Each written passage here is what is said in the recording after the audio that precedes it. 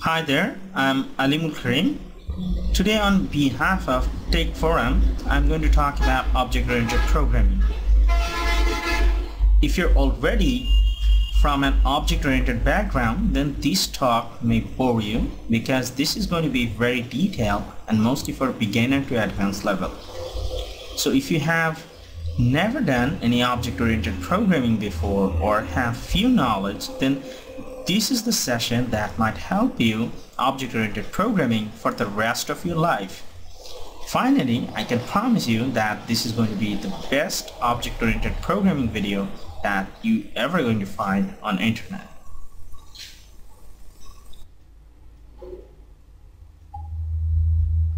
I'm from Developers Organism. We make products for developers, not only for users. Currently our website is under construction. However, we're not really interested in our website right now, but we are interested in our products. Presently, we're doing a big project called Developers Blog, which is going to be an open source free CMS system in C#.NET. Well, you might ask why. Even though there are a lot of solutions already exist in the market, the challenge is to make the better product than all the existent one. And we're analyzing for 3 months and we already have a great team. We're going to make a product which is far ahead than all the existent product right now. So if you really want to join us, you can do that. This is the email address that if you really want to join, you can mail us and we will be really happy to see you on board. So prerequisites, I'm assuming that you already have basic C# programming skills in addition with namespace and function concept. Don't freak out if you don't know UML, because we're going to talk about it. It's a very simple concept, but it's really a prerequisite, but we're going to go with examples so that you understand what UML is. We're going to cover these following topics. Some of those are in details and some of those are in brief. And complex ones are going to be very detailed and easy ones are going to be in brief. You may have heard from your colleagues, friends, or read an article about object-oriented programming or OOP. Then you have Google and end up here. In the previous days, when I teach object-oriented programming, I give people example that it's a formalities and it's kind of a ritual that you should follow. But turns out it's not a ritual, it's kind of a required thing to do the programming. 7 years ago, I wrote a program for a company which was very good at the time, and the little object-oriented programming I know, I just skipped. And turns out after 7 years later, not 7 years, few years later, when they came to me for some change, and I was really freaked out. That crap I wrote, and technically the changes were for changes that I have to make was really very simple, and technically it was really 2 hours work, but the system was so devastating and so inflexible, I have to spend 1 week to solve the problem. So you can get my point that if you don't use object-oriented programming, your system will become inflexible. And we're going to talk about in details that some of the times overdoing object-oriented programming also make your system inflexible. When people talk about object-oriented programming, they really meant 5 things. And first, they meant class, second, object, third, inheritance and encapsulation, and finally, polymorphism. It's not that these are the 5 things that only exist. There are many things, but these are the 5 things that people really understand. Object-oriented programming history began around 1960s when MIT tried to develop a robot with object-oriented design. From that concept, the procedural programming changes into object-oriented programming. So let's see our concepts in detail. In high school, I never took biology, but turns out that somehow biology contributed into computer science, and the class concept first came from biology. The purpose of the class is to organize your code. Class is an abstract representation or an blueprint of an object. Let's say you have a person class. A class says a person should have a first name or last name, but it does not say what the first name would be or what the last name should be. Something like that. It's just abstract. In simple words, a class is a collection of methods and properties. A class should have two layers. One is data and another is logic. And data layer is also known as attributes or properties, and the logic also known as functions, methods, or behaviors. So let's see UML.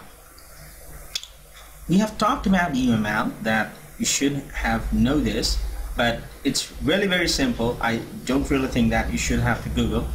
Just make a box and write the name of the class on top of the UML. Let's say it's a person class, then you should write the person top of the box, and then in the first half you should write the properties or the data or the attributes of the person, and in the second half you're going to write the methods, behavior, functions of the person class.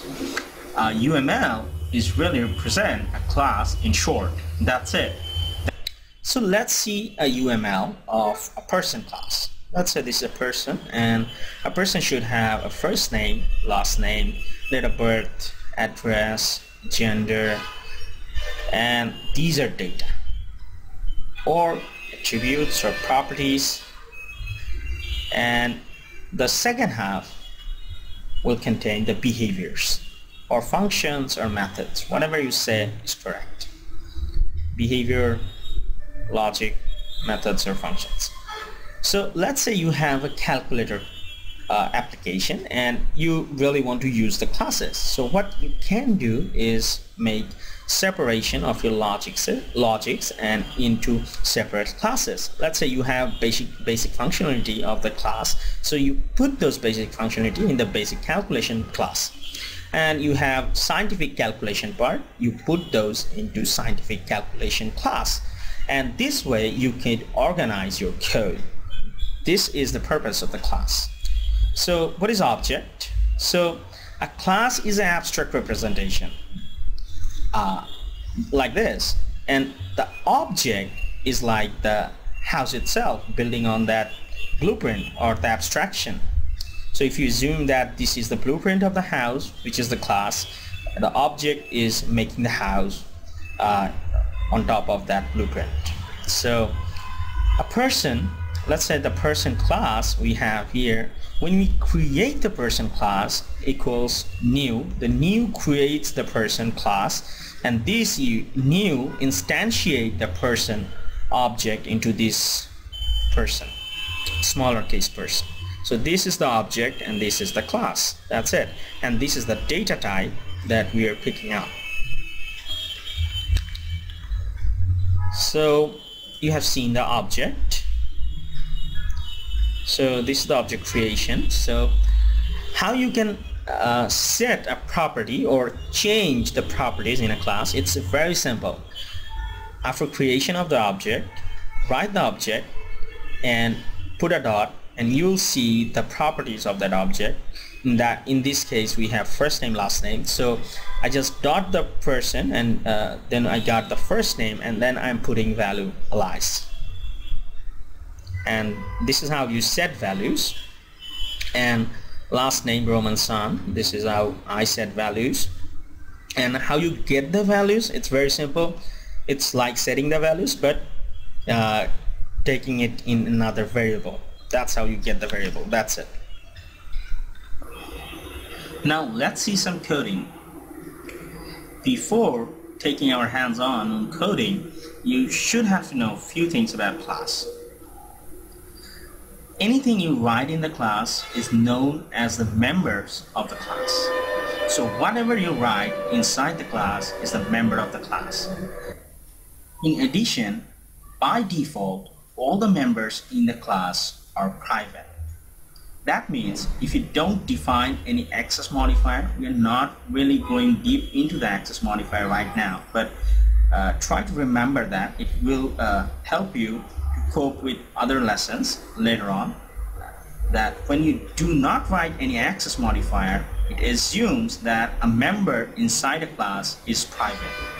And the private is the most restricted modifier, access modifier, and private do not let you access any members inside the class unless it has any other modifier. So if you do not declare any modifier before any member, that means you cannot access that member outside of the class. And any member inside the class you can access by its name, or you could write this, and that would be the explicit way to call a member inside a class. This and the member name, this dot and then the member name. So let's say you have a property or a field, let's say first name. To access that, you could write inside a method first name and then you have the property. But you can also write these dot first name. These are the same thing. So it also solves a problem when you have a parameter as a first name, same as your member in the class. To differentiate those, you can use this. When you say this, it will explicitly mean that you are meaning or you are trying to access a member inside the class, and when you don't write the this, it means you are trying to access the parameter. So this is the things that you should know before moving on to the coding. So let's dive in. This is a pretty simple console application, and we have another project attached to it. It is an empty project, class library project. So in this project we have a basic console application and another class called person. The person that we have seen in the slides is defined here. It's very simple. Write the fields. We have written the fields, public fields. These are known as fields, and this is public modifier. We're going to talk about access modifiers later, but for now just understand that public means that everyone can access it. That's it. So we really put those fields to public access modifier, so everyone can access it. And we have two methods. In the slides you have seen many behaviors, but we only write two methods. That's it for simplification. So that's our class. So how to write a class? Let me write it again so that you can understand. Write class and the class name. In this case, person maybe 2 is a person class. And let's write the properties, public, and in this case these are the fields, not properties. Don't confuse the properties with fields.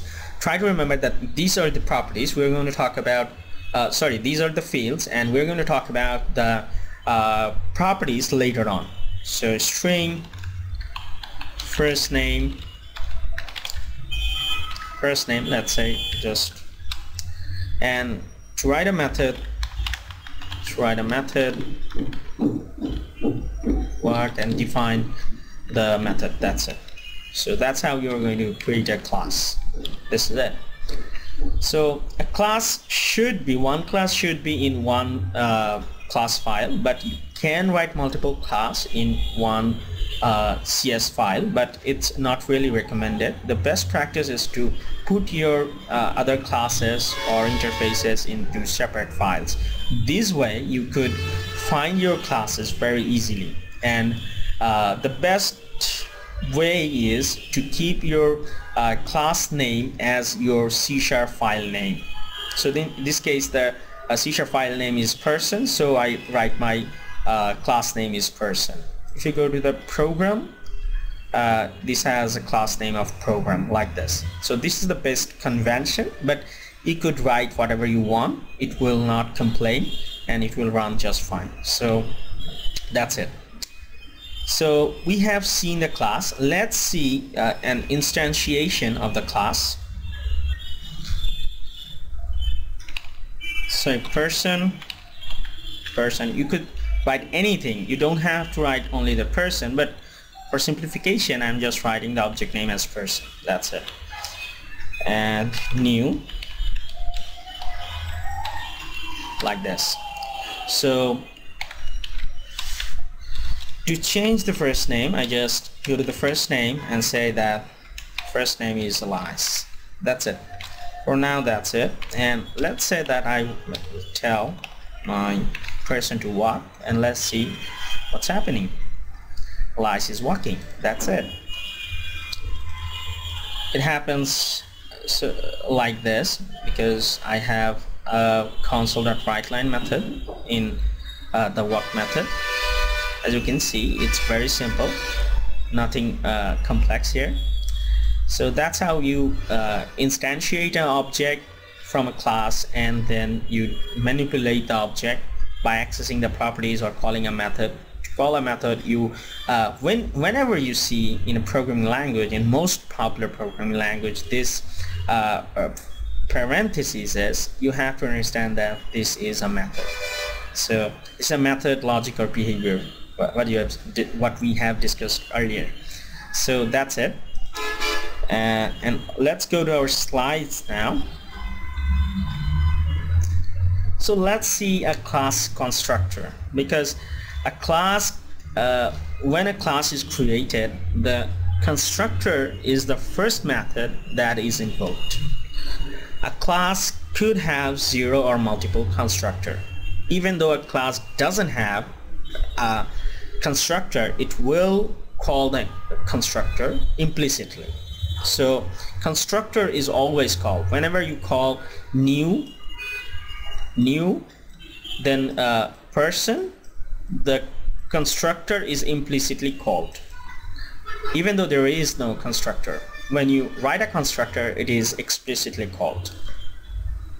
So let's see some examples of constructor encoding. So here I'm in the Visual Studio.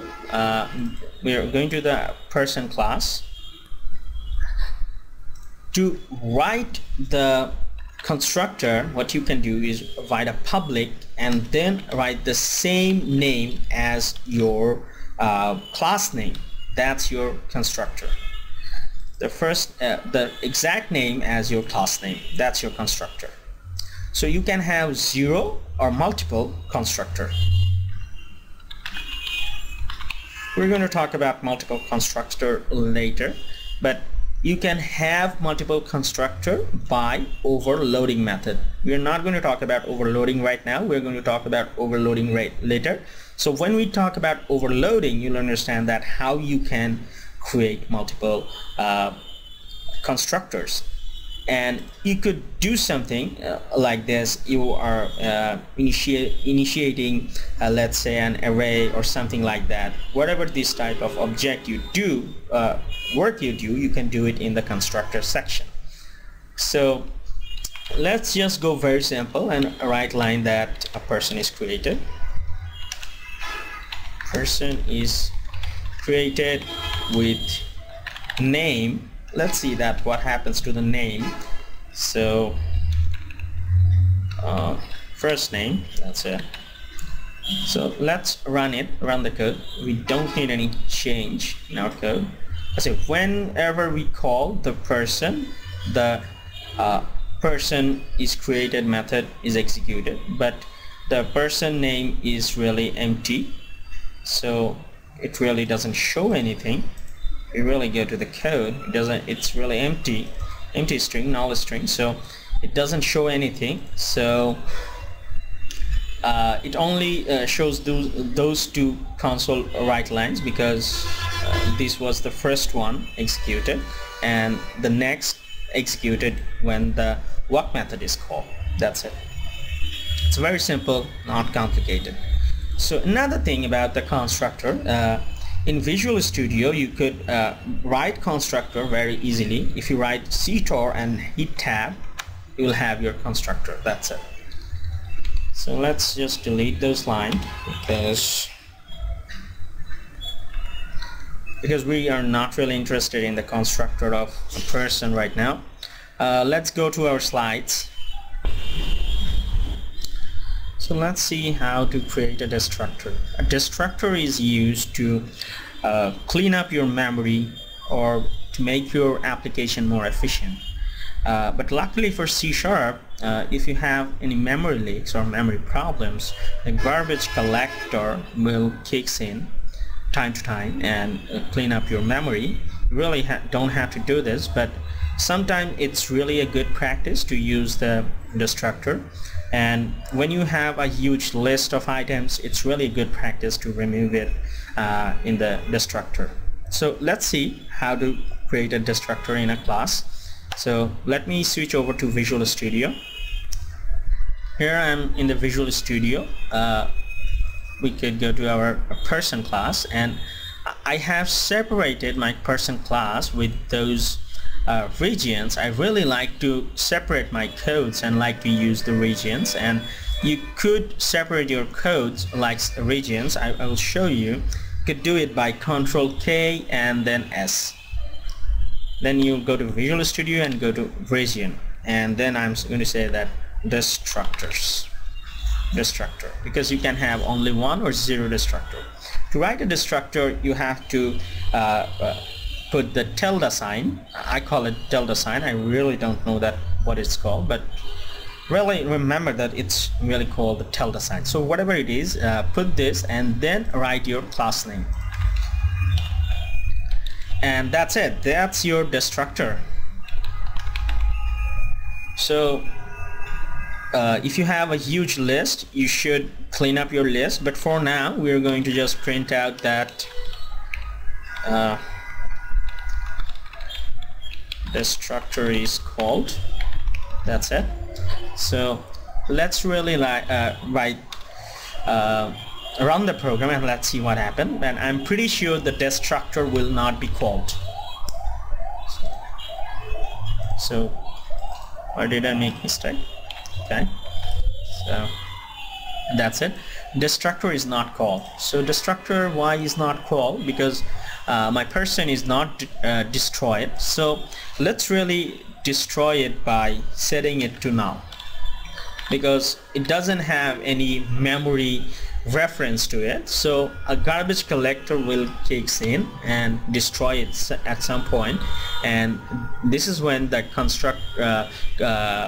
classes destructor will be called. But for C#, if we run this, you will not see this happen right away. To do this happen right away, what you can do is call the garbage collector, write GC is the garbage collector, and say collect. That's it. And now if I run my code, I'll see that destructor is called. Now let's see some complex scenarios. Not really complex, just the simple scenarios, but now I'm going to go break some rules that I have said earlier, but that's just for the convenience of file for this demonstration, but it's not the right way to do the work that we have discussed earlier. And I have so many files in my project, and we're going to include one by one as we need those. So we're going to include the destructor class, and here I have introduced two classes in one file. It's just because that it's just a demo purpose, but on a professional project you shouldn't do that. So here I have a simple destructor class, and then I'm just going to comment out this portion because we are not there yet. We have really a list where we have created, we make a capacity of 2000. If you know the list objects, it already creates the 2000 elements or array in the memory heap. So at the end of it, I'm going to set the list to null so that it wouldn't take any more memory at the heap. And then I'm calling the destructor. It will be same as before, but this time the method will be different, and we're really cleaning up something. It's not really very fancy, but let's just do it. Destructor class. Oh, let's see. So let's show you something else. Here we are doing the person, and then we are saying that the object name. So the first thing you define is your data type. So a person is a data type. Whenever you make a class, it's a data type, and a class's discrete name is data structure. So whenever you see that it is about data structure, you have to understand that it's about class, but in very detailed manner. That's it. So what you can do as a C# programming, write var. So you have to really understand the var. Var is like, I'm really too lazy to figure out the type. So what happens is, at the compile time, var is compiled to person. The person will be replaced into the var. You cannot write like p. That's it. If you compile it, you'll get an error. That's this. So let's just do it very quick. Yeah, that you cannot compile it because you're implicitly defining a thing, but you're not defining that what the thing would be. So it's really giving you an error. So at the compile time, the compiler doesn't know that what type it should put.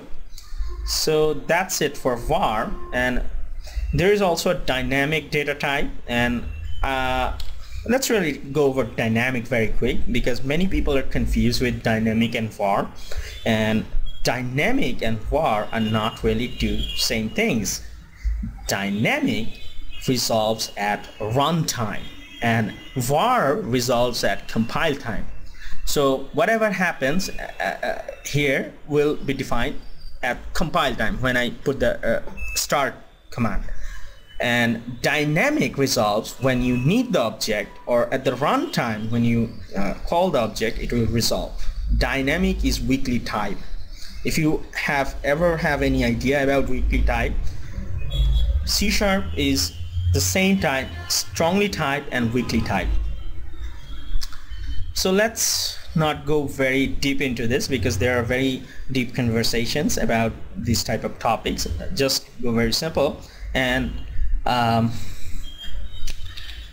create our class. And this time I'm just going to go var, not going to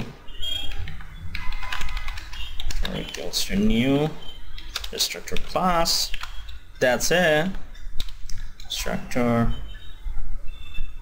and then I'm going to set the destructor equals null, and if I run it again I will not see the destructor method is called. So if I run it, I'll see the capacity, but destructor method is not still called. So to do that, I will have to again call the garbage collector and see that destructor method is called, and the least was now at this moment. So I know that it is clean. So that's how you can use the destructor. Now let's quickly move over to our slides. Static modifiers. We're going to go very deep into this static modifier because the first time I learned it, I have to struggle a lot. So, and in my career I have seen many people who really doesn't get the static modifier very quickly. So we are going to go very slow and very detailed in this static modifier topic. Two things that you should remember: that static members can be accessed without instantiating the class, and static modifier members are load at first the application is run. So if you have a static variable or static object in your application, it will be shared across every user. That's the summary. So let's really dive into it.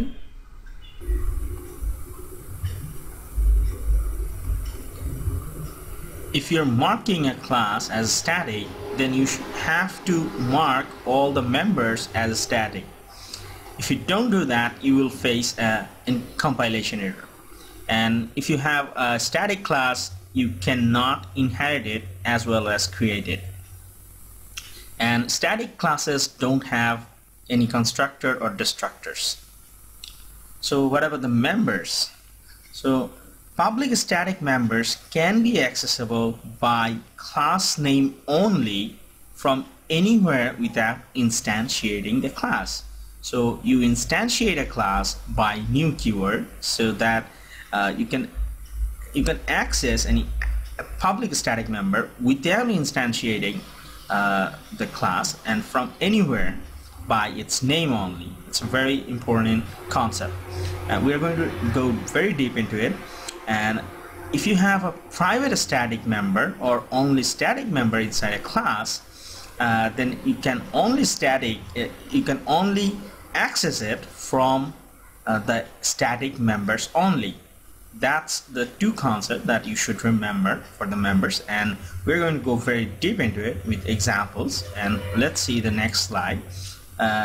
Assume that this is Visual Studio and I'm writing my statement, and let's see some code.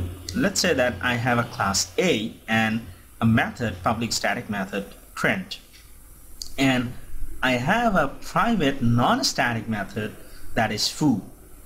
Now if I want to access the print method of that class A, I can write the class name directly, class A, and put a dot and then call the method, and it will run just fine. Let's say you have, or we have, another class B, and we have three places. One is public constructor, which is a public method assumed to be, and another is private method, and another is private static method. So if we want to access the public static method of that class A, what we can do is write the class name and dot and then call the method, and it will work just fine. So same is also true for anything method and the static anything method. And you could pause the video and go by line and try to understand, and if you have any problem, mail me. It is very simple, and if you have time, try to compile it in Visual Studio. You will get the correct result. So let's say you have a private static method or only static method which doesn't have any access modifier in front of it. So here is my private static method print, and I have a non-static method and a static method in my class. So let's say I want to access that private static method with my class name, and I can do that because it's not a public method. And if I try to access it by the this keyword, I will again fail because it is a non-static method, and you cannot call static method from a non-static method. And let's try it on the static method. If we do the these dot print, we'll be successful because we can call static methods or members from static members. And if we try to access again with class A dot print, it will not be succeeded. And let's see the example for class B, and for all the examples we will be failed because it is a private static member. We cannot access it outside the class. So that's it. It's a very simple example, and it really describes all of the static members' abilities. So if you have any questions, mail me right away. I will really get back to you as soon as possible. So let's visualize that how static objects work, because that's really a very good programming skill that if you understand static, because it's sometimes very memory efficient and sometimes it's very memory inefficient. So if you're not careful, it is very memory inefficient. If you're careful, it's memory efficient. So let's see. Let's say you have a web app, and you have a class B as a static class in your web app. So before starting the app, maybe you just put it in the cloud, or maybe one user is trying to access it, the static B class will be created. That's it. That's the first thing it's going to happen. And then the web application will run and the other classes, and in this case I'm assuming that the web application only has class A. So this is a normal class, and this is created because user 1 requested something from the class A, but static class is created. If the user 1 needs it or doesn't need it, it doesn't matter. Since it's a static class, it will be created and shared across your application. Let's say user 2 comes in at the same time, and class A will be again created. It will be again created for user 2, but class B will not be created. It will be shared across. So let's say you have user 3, and it will be again class A will be created. So let's say that user 2 is gone, so class A will be gone, but static will still remain there. Let's say your user 2 again comes in, then class A will be again created specifically for user A, and these are all in other instance. Everyone are going to occupy memory for class A. Class A will be replicated 3 times for 3 users, but class B will be shared.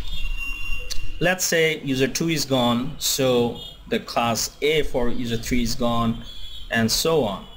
At last, when you have no user, or when you practically closed your application, your static members will go. That's it.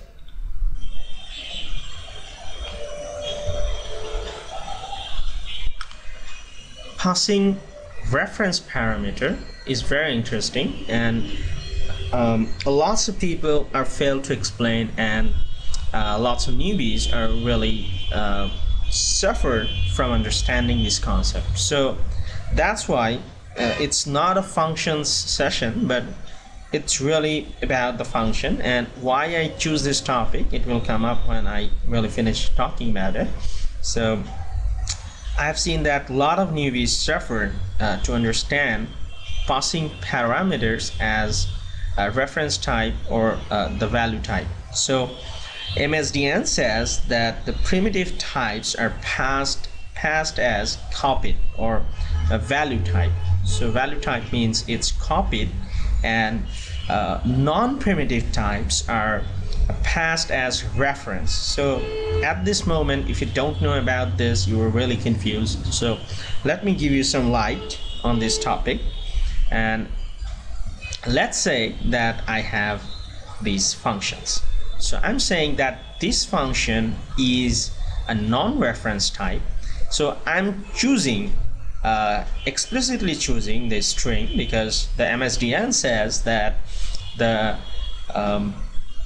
only the primitive types passed as a value, and non-primitive type, string is a non-primitive type. So primitive types are char, int, double, decimal, date, something like that. But if you go to primitive types, C# primitive, you'll see the long list. So other than that, all are non-primitive types. So string is a non-primitive type. So when you pass a string, it should be changed and give you the different result that you expect.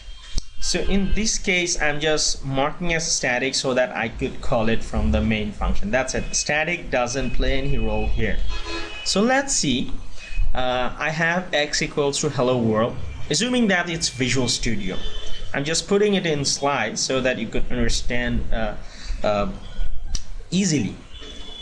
So I print it, and it prints hello world.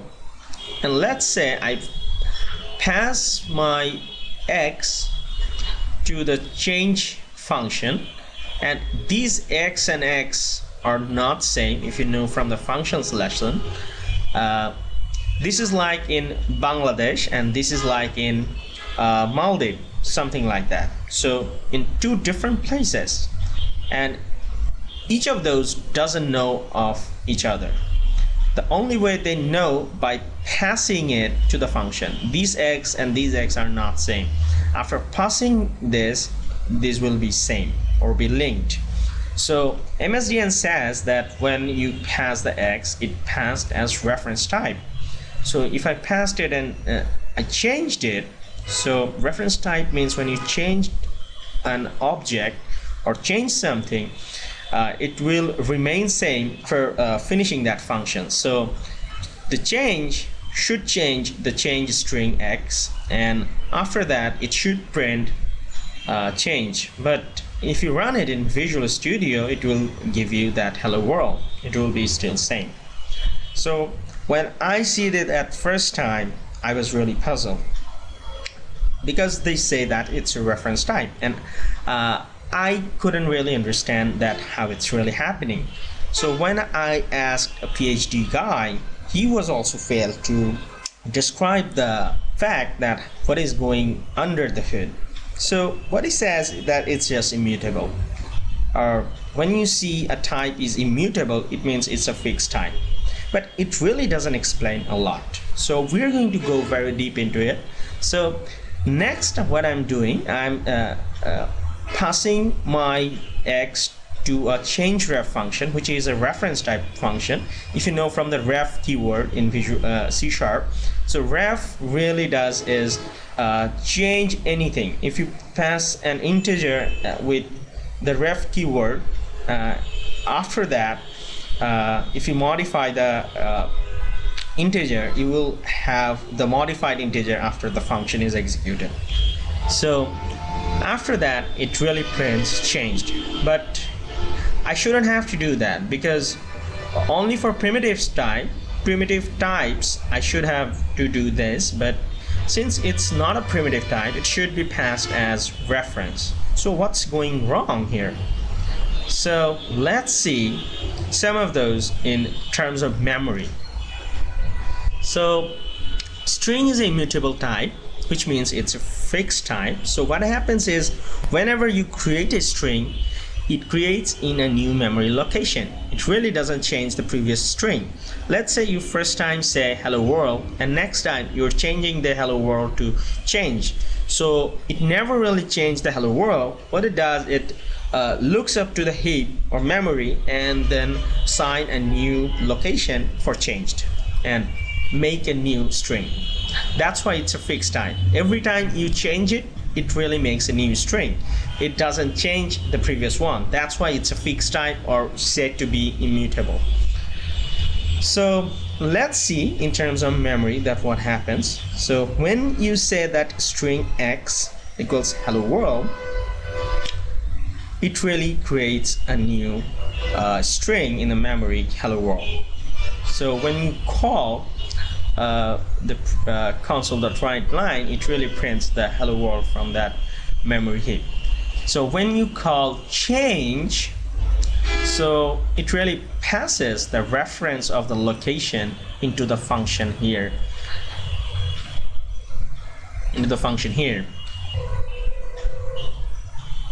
After that, when we are doing change X equals change, so X equals change is really doing a new thing to a string. So it will create a new string to a new memory location, and let's say that new location is here and X is created here. But after the function is passed, it really remembers the previous memory reference location. That's it. So when it's print, it prints hello world, but it really changed in the process of the function, since that it creates into a new memory location, so you cannot see it. So when you passed it as reference, what does it? It also passes the memory location to your function reference string, but this time when it changed to X, it also creates a new memory location changed, creates a string changed to a new memory location, and when you get out of the function, what it does, it gives the reference of the location to your X. So whenever you write it, you'll get the same result as changed. That's it. So what happens when we have primitive types? Let's say an int. So what will happen? So let's say we have an int of 51 and it creates a new memory location. It creates in a new memory location with 51. So when you print x, it prints that number, and when you pass it to change, it really copies the x to here. So how it does is it makes a new copy of your previous number or previous primitive type, whatever it is, maybe date or time or something like that. But when you changed it, it changed in that copied location. So when you get back, you really don't get back the location that you are pointing to previously. That's one. So you really don't get it. So you really print the 51, and if you really pass it to a reference type function, so what happens is this time it really passes the reference, and when you change it, you really change it here. And so when you print it, you'll get the 12 there. That's it. That's how reference types works. So if you really don't get it, mail me, I will try to help.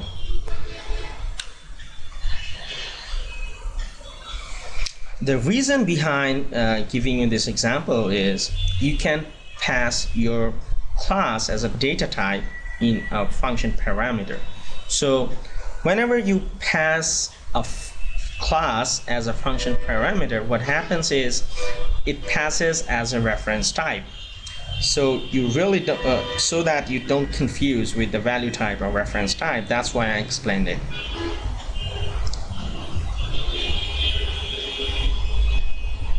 So finally, this is the class pattern that you have seen so far. The third bracket means optional, that you can write it or don't write it. It's really up to you. And you haven't seen generics yet, but you'll see it very quick. And the format is you first write the access modifier, which is defined here. You can have only public or internal for the class, or nothing at all.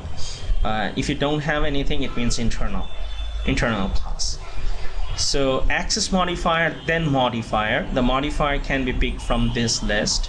I don't know if there is any kind more, but you could experiment it. But so far what I have seen is these 4 types you can get in C#. So if you have another type, let me know. But it's not really important because all of those are not really helpful all the time. Few of those you're going to use all the time. And identifier is the name that you're going to put for your class, and you really can't have any combination from this list.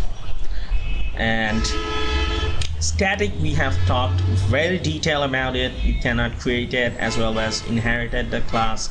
And sealed means that you cannot just inherit it. That's it. And partial, it's my favorite. It's really after .NET 4.0 maybe, or 3.5. I really don't remember, but I really asked this question in interview. So if you are interviewed by me, be prepared for this. So what partial does is if you have the classes in same namespace at the compile time, they're just merged. If you really go to MSDN, you'll see some excellent example. I have some in my demo projects. Let's see some examples. So we are in Visual Studio. Let's really switch over to this project. It's really an empty project, so I have few classes in there. This is the A class, which really have some properties, fields with some access modifiers. And this project is for checking access modifiers. When we'll get to it, we'll talk more detail about it. So we have a same class name as class A in a different directory, class A, but I really put the namespaces same. As you can see that the namespace is same as this.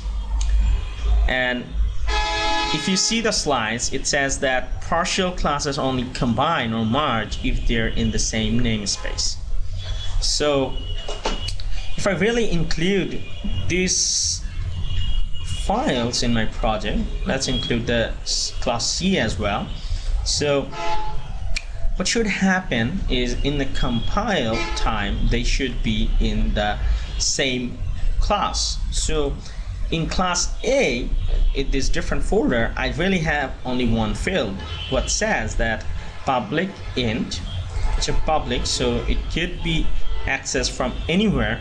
So partial public field, that's it, so that you understand that the partial classes are merged. And I just put the partial keyword before the class, and here you don't see that there is a partial, but you still can put a partial, it doesn't matter. But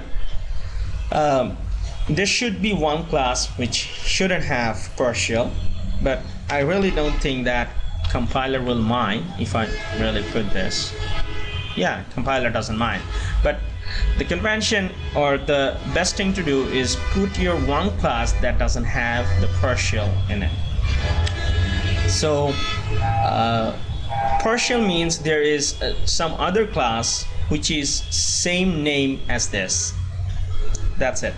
So in the compile time, those both classes should be merged, and Visual Studio is very smart. We don't have to compile, even though we compile, but if you just put the dot, you'll see that the partial public field is there. So if I modify the namespace, let's say I make it to change something like this.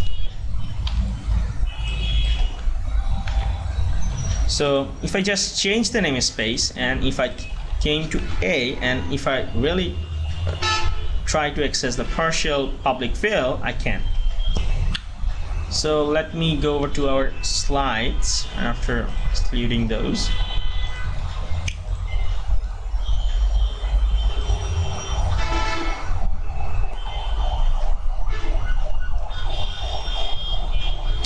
So you can also have sealed partial. Sealed partial is you cannot inherit it, and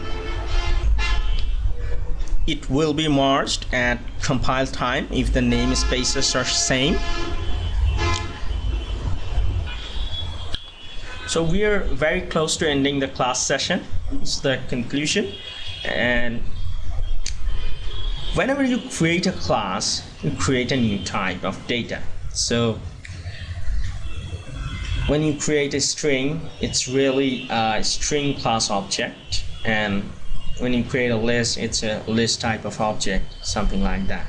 So another thing about the class, some people I have seen over the years that got afraid that when you see a data structure class or something heard about this is about data structure is just a decent name for class. Don't freak out, it's the simple thing.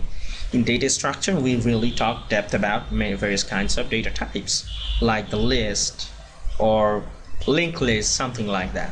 But don't be freaked out, it's just a class which represents a different format. That's it.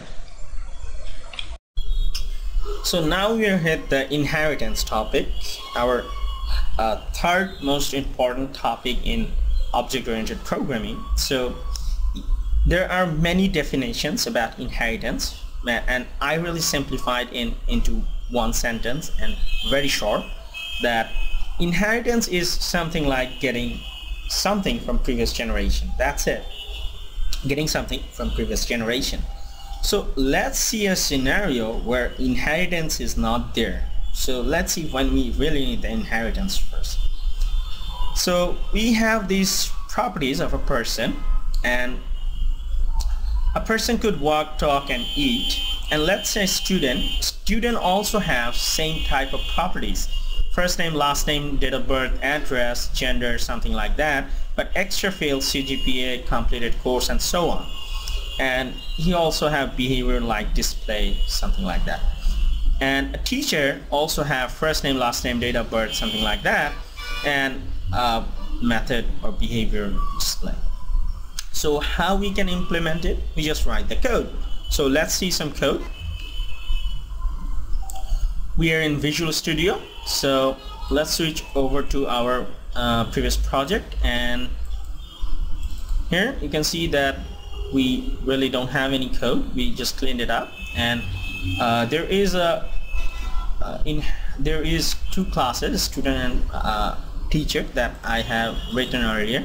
So the data fields that I have copied from the person class, because these are really same, and I put it in data region, and the extended properties like subject proficiency, office hours, department, etc. I put in the extended region, so that I could really differentiate those and really see that which are really extra.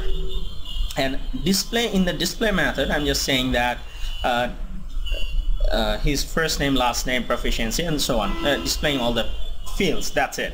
But I'm really copying these fields, and in the students I'm also doing the same thing. I'm copying these all fields from the person class, so that I really don't have to type it, and the extended fields are written here. And in the display property, it's very simple and straightforward. I'm just printing the student details about the class, but we really don't need eat or walking, etc. in our student class, because we really don't want it to be more complicated. So that's it. So let's go to our program and let's really write some code. And let's say I want to make the student class, so student, that's it. So if I really say the first name, or say, let's say class 2,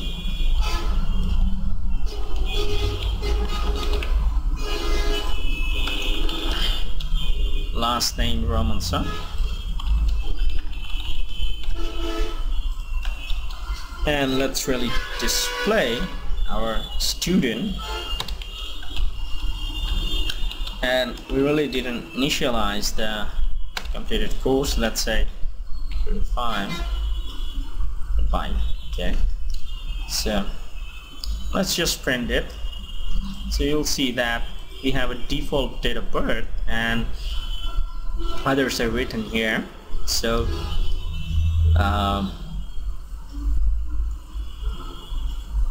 completed course and so on. So as you can see that it's very simple display class, but what you are seeing that I have copied many properties in both of those student and teacher classes, which is really not good practice. So let me switch over to our slides. The thing that I'm doing, copying and pasting, is really not a good practice. So we have seen the code, so the same things should not be repeated.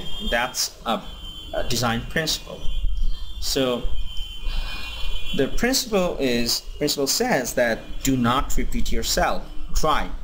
And Ruby is really the first programming language that really emphasizes more on this topic.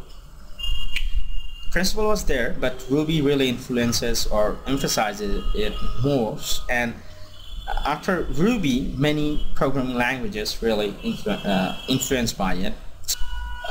If you really see that what we can do, since we have same properties from person to student, we could make a relationship from the person to student, and this relationship is said to be an easier relationship.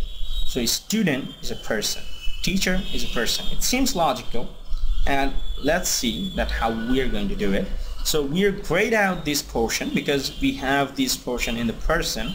So what we are going to do is we're going to inherit it from the person, so that we really don't have to write the same properties again and again. For teacher, we're inheriting the person. So Since we're getting the properties from the person, so the person is said to be the superclass or parent class or base class. Since the student and teacher are derived from person class, it is known as child class or derived class or subclass. So inheritance, let's say you have a person class ... I'm not putting the all codes here. So let's say you have the student class. So what you want to do is inherit from person.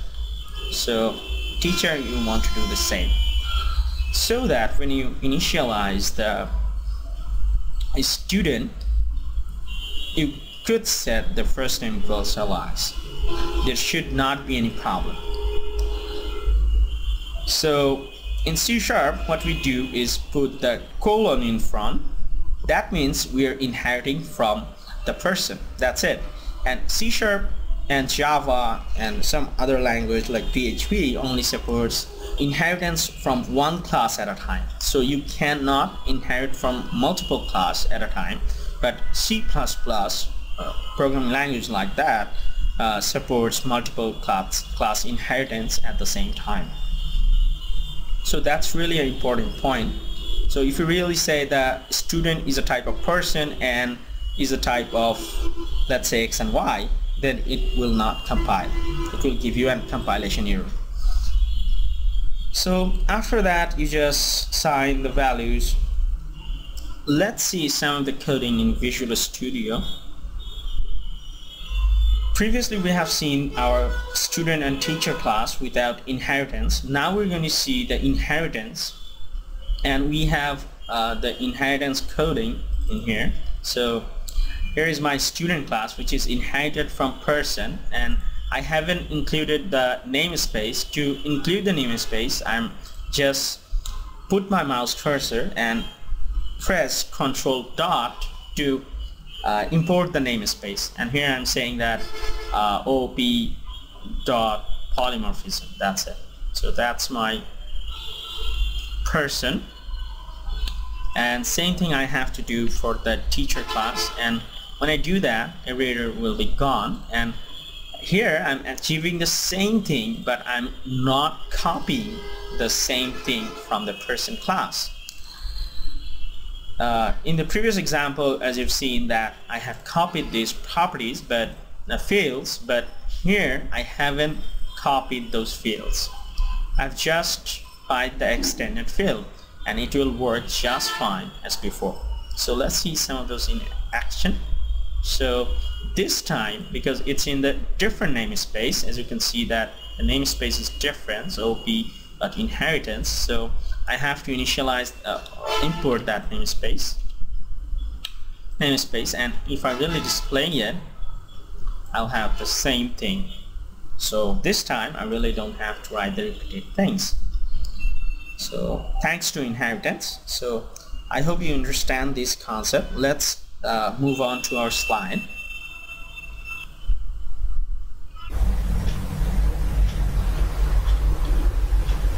You can create your superclass or parent class or base class from your subclass or child class. If you think about it, the superclass, the person, have some properties. Let's say A for the first name, F, first name. And if you remember from the previous slides, student also have first name, but it also have some extended properties. So the student got more properties than the person. A person requires some of the properties from the student, so the parent class or the superclass can be created from its subclass or from its child class.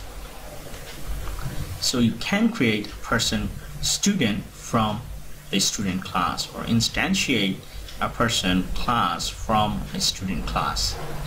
You can do the same for the teacher as well. But if the types are not same, let's say that you want to create a teacher class from a student class, you will fail. And it's also vice versa. If you really try to create a student class from a teacher class, you will also fail. So another thing, that you cannot create your super subclass from your super class. So that's very interesting. So as I've said earlier, that a student class have all the properties of person, plus it has some extended properties. So it really needs those extended properties to instantiate by a person, but a person has less properties than a student. So a student class cannot be created from a person class. And so if you try to create a student class, a student object from a person class, you will fail. And if you try to create the teacher object from the person class, you will also fail. So calling the base class constructor, let's say you inherited a class, let's say you have a class A, and A is inherited by class B, and you really want to call the constructor of class A from class B. How can you do that? So let's see some example in coding. So we are here in Visual Studio, and we are with our person class, and we have inherited the student from the person class. So let's write a simple constructor in the person class, just like this, that just display that the person is created. Yeah, I mean, wrong class. So that's it. Now let's go over to any of the inherited class and write your constructor CTOR. So how you can call a base constructor? It's really easy. Write the base and that's it. A base constructor will be called. So if you really have multiple constructor, it will be very helpful. So if I run my project, you'll see that person is created. So if you remember from the first lesson or first examples of class, that the constructor will always be invoked implicitly or explicitly. So we really don't have to call the constructor these explicitly for the basic or for only the first constructor. It will be always called implicitly. So if I run, I will get the same result. So it will be helpful when you have multiple constructor. We are going to talk about multiple constructor later in this video.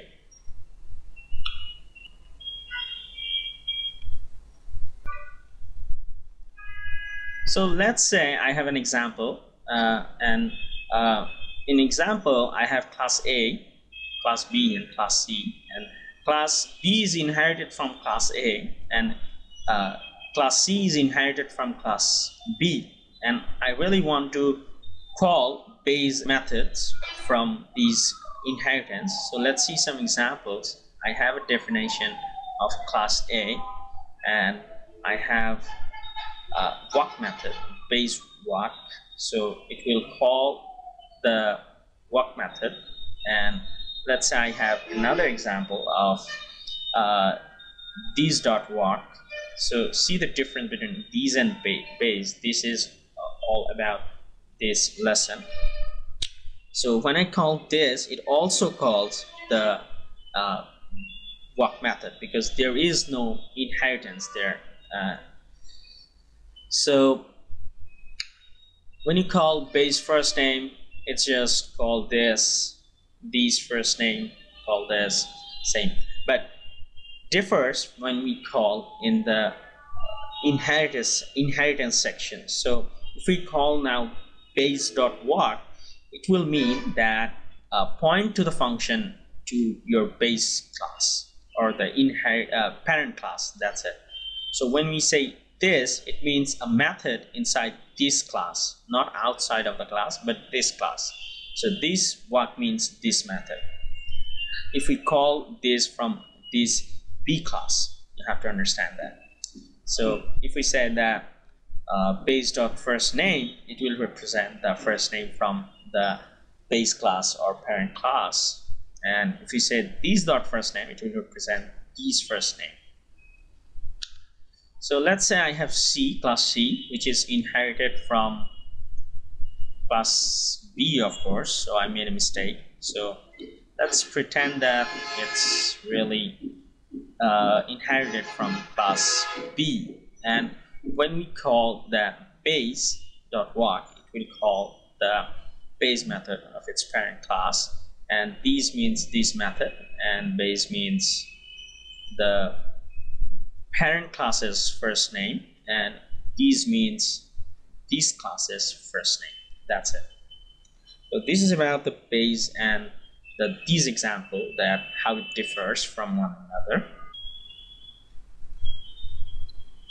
We really haven't talked about modifiers, access modifiers in details, and this is the time that we're going to talk about in details of access modifiers. So I really conclude those details from MSDN, and I rewrote those in my words, and some of those are hard to understand from this written description. And as you can see that I have made also a pyramid, so where you can see that the public has no restriction and private has all the restrictions. And in this topic, when you see the assembly, it says the assembly only. The assembly means that it only works for a single project. So in a solution Visual Studio, you could have multiple projects. And if you remember from our project, we have two projects. One is class library and another is console application. So a project means the assembly file. For simplification, we are just understanding that when you compile a project, you will get assembly file. It could be exe or DLL, and whatever it is just an assembly, and we're really interested in that assembly. So let's go to Visual Studio and see some coding about access modifiers.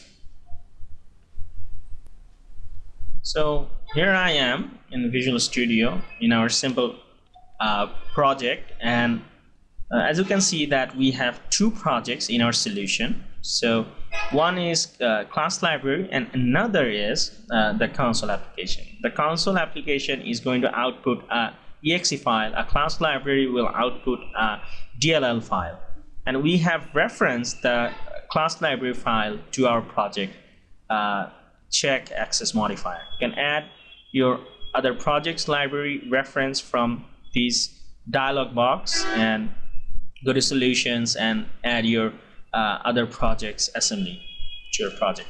So whenever you listen that I'm talking about assembly, you have to understand that it basically means a project. So let's really go over very quick. We have two classes in the check access modifier project. So here I have all the access modifiers written so that you can understand at once. So in a class, when you do not define any access modifier before any member, it could be a method, a property, a field. If you do not declare access modifier, what it's going to be, what the default modifier in the class is private. So a default modifier for a class is internal. A default modifier for a member in a class in C# is private. So a private member cannot be accessed outside of the class. So you have to be very careful about it. So whatever you declare with private or without any modifier cannot be accessed outside of the class. That's it. And if you have an internal, then it can be accessed inside the project or inside the assembly only. That's it. So if you have a protected modifier, a protected can only be accessible if you derived it. It could be derived from other assemblies or other projects, or it could be derived in the same assembly or the same project. So let me give you an example of this protected. So protected and internal, we have already declared the class A like this. So if we really just go dot, you'll see that internal is available inside the assembly, or in this case the whole project, and the protected is not there. Protected is not there. So to access the protected, so if you want to access the protected, let's say you define a class, say just class. It's not a good practice to make class like this. Let's say class D, and class D is really inherited from class A, and the ctor, if I write these dot, then you can see that I can access the protected member. And this is also true from another assembly or another project as well. We're going to see it. So this is about the protected, and the protected is the most common modifier in PHP, C#, and so on. So what is protected and internal? It means that protected or internal, it will work as protected or internal, both at the same time. So what's going to happen is if you just dot A, you'll get the protected internal, just because it has the attributes or the qualities of internal as well. So internal modifiers are accessible from the current assembly only, or the current project only, so that internals are available from current assembly, as well as it will also be available from other projects. Here I have another class, and let's just quickly so I have already inherited the class from class A. If you see that I have already imported the namespace check class modifiers, and here is the check class modifiers. So what I did is inherited the check access modifier from class A. So if I really write this dot, you can see that I can access the protected internal because I have inherited it, and I can also access the protected Y.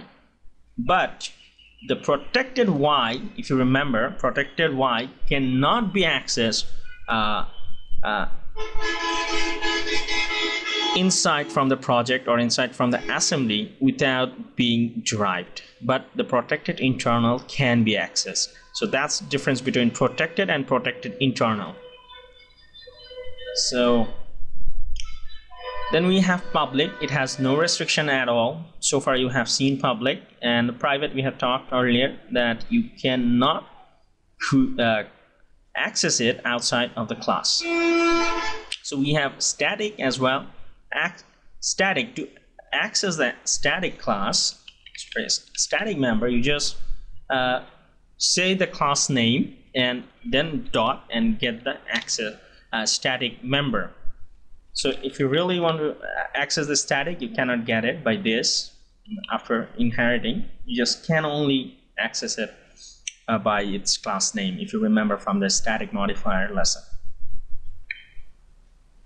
So that's it about access modifiers. If I missed something, mail me, but I think that's it. So let's move on to our slide. Extension methods are released in .NET Framework 3.5. Extension methods are released to solve special kind of problems. Let's say the person class you have seen earlier. Let's say that someone created the person class and give you the assembly file only, and you don't like some of the things that the person class do, and you want to add methods, not modify, but add some methods to the person class. and you can do it by the extension methods. And if you have ever heard of LINQ is based on extension methods. So let's see some of those in coding. Here we are, and let's add our extension method to our project.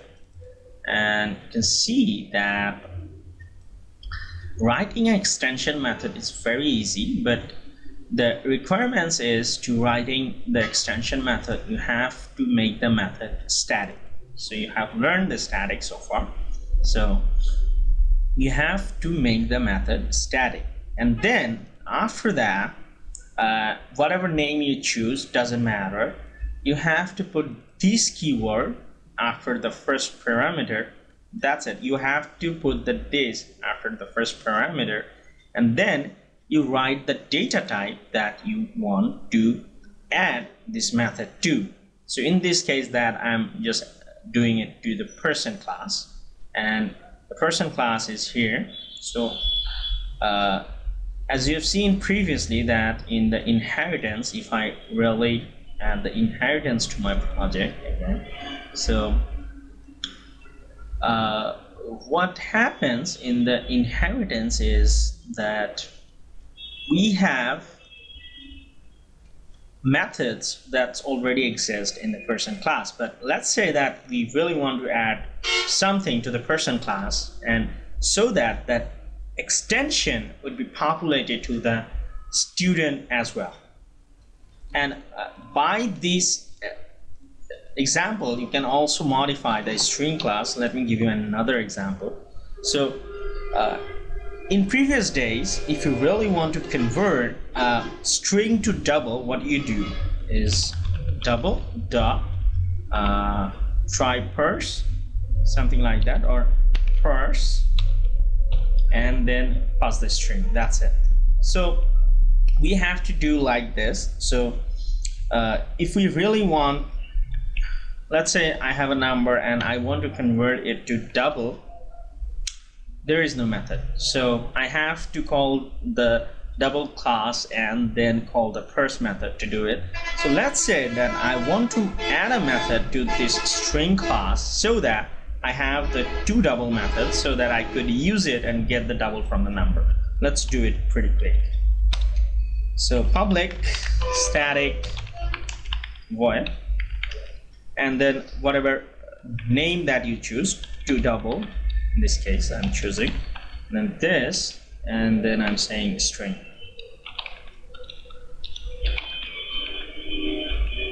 Then I'm saying that str, and we really don't want to pass anything to our function, we just want to invoke it. So in the return, rather than void, we're going to return something. In this case, we're returning double, and return double dot first dot str. That's it. So if we just go to any class, let's say any portion of the app, let's say in the program, and we have to include the namespace or namespace of the extension class extension. So let's just delete those or exclude those files so that I don't end up having an error, and import this person so that I don't have any compilation error. Let's see, do I have any compilation error? So I have, so let's access modifier. Okay, student, you're not really interested in this right now. So let's just compile, and we're successful. So let's really import our extension namespace extension method. That's it. Let's say we have a number, var number, and it is coming from a string. That's it, string, and we want to double. That's it. Now if you hover over, you can see that it's a type of double that we just added via extension methods. So it's that simple. And another thing I really want to show as an extension method, so that you can understand that you could add more things to any fixed class. So if you see the person class, it's really fixed. We're not adding anything here, but we really want to add something so that it will eventually come up in the student class and in the teacher class. So that's the extensibility that we want to have. So by this extension method, we're going to have this functionality. So let's create the person class again. Var student class again.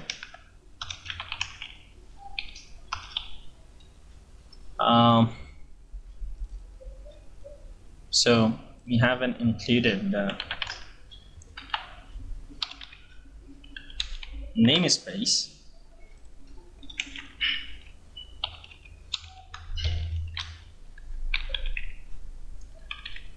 See, you have the extension method from the person by using the extension method example. So it may require some properties. That's the first name, Alice. Just give the Alice and run it. You can see that Alice is eating because the method calls the eating method. So that's it about extension methods. If you have any more questions, you can shoot, but here I'm just showing the basic things. There are really very broad topics about extension methods. So and system.link is really the best example for extension methods. Now we're at the fourth topic at our object-oriented programming, and this is called the encapsulation, and most people really forgets it. And I'm going to give you an example, real life example, so that you could remember it for the rest of your life. So let's say we're selling something. In this case, we're selling burgers. So one burger is $5, 2 burgers are $8, and 3 burgers are $11. That's it. We put the price tag, and let's say we put a money bowl so that guys could take the burgers and put the money in the bowl. So what do you think that happened in real life? So the thing is going to happen is most people are not going to pay the exact money. Some may pay, but this is not really a good practice. So you cannot run your business like that. You really don't have a guarantee that you are getting the exact money that you really asked for. So that's really a problem. So what you can do to solve this problem? So you can do is box those or encapsulate those in terms of programming so that no one can get the burgers easily. So what does that mean by easily? So that if anyone wants to have a burger, they really have to go through the layer of protection. And by this protection, I mean that if they pass the exact money, $5, and they will get the 1 burger. They will not get 2 burgers. So if they pass at least $8, they will get 2 burgers. That's the concept. So from this concept, encapsulations came in. Encapsulation, also known as data hiding or data protection. So let's see some code on encapsulation. So far you have seen the fields in my examples. I haven't introduced the properties, and this is the time that I'm going to introduce the properties. But let's really see that how other programming language encapsulate, and then we're going to the C# way. And this way still works on C#, but C# has better way to deal with it. So let's see that how other languages do the encapsulation. So let's say you have a first name field in your class, and to hide this field, you really don't want to express it as a public. So far you have know the access modifiers because I have talked about it. So if you don't know access modifiers, go back and watch the video again. So it's private, so no one outside the class can access this field. So to access this field, what we can do is write a method named getFirstName and then return the first name field from the class. Since it's a public method, anyone can access it, and the data inside the class will be passed through. And to change the field, we have let's say we have a protection like that. If name is null, we are not setting the name. The name has to be something string concrete. We're not checking the empty here, but let's just assume that null is doing the same thing, checking empty and null. But it's not the real world thing. Just assume that it does. So we're checking it and then putting the name so that it's really appropriate. So think about that. If you have more validation, like you want to check some format or check some pattern and then keep the data, it's the best practice. So that when people change the data, you can check that is it in right format or right pattern, and then you save it to the database or save it to your field, something like that. So this is how the encapsulation is done. So these are known as getter, and the set properties are known, set methods are known as setter. So in C#, what we do is just write the public string first name and then use the curly braces and say get and set. The get and set implicitly means that we have a method named getFirstName, which is really returning, which is the get here, which is really returning the first name, and the set here is really going to set the first name from the name string that passed in the parameter. So simple getter setters are implemented just like one line in C#. That's really very elegant, I think. So what you do when you have conditions like this, what you do. So if you really want to explicitly define the getter and setter, what you can do is after the get, you can use the curly brace and let's say you do some stuff up there and then return the first name. But the recommendation is do not do any heavyweight calculation in the getter method, because we really want our code to be efficient. To do many of the things in the get method will make your program slow. So the best way to change your first name or the field is in the set method. So if you have any validation kind of thing, do it in the setter method, not in the getter, so that it reduces the time. So this is exactly the code that you have seen in the set earlier.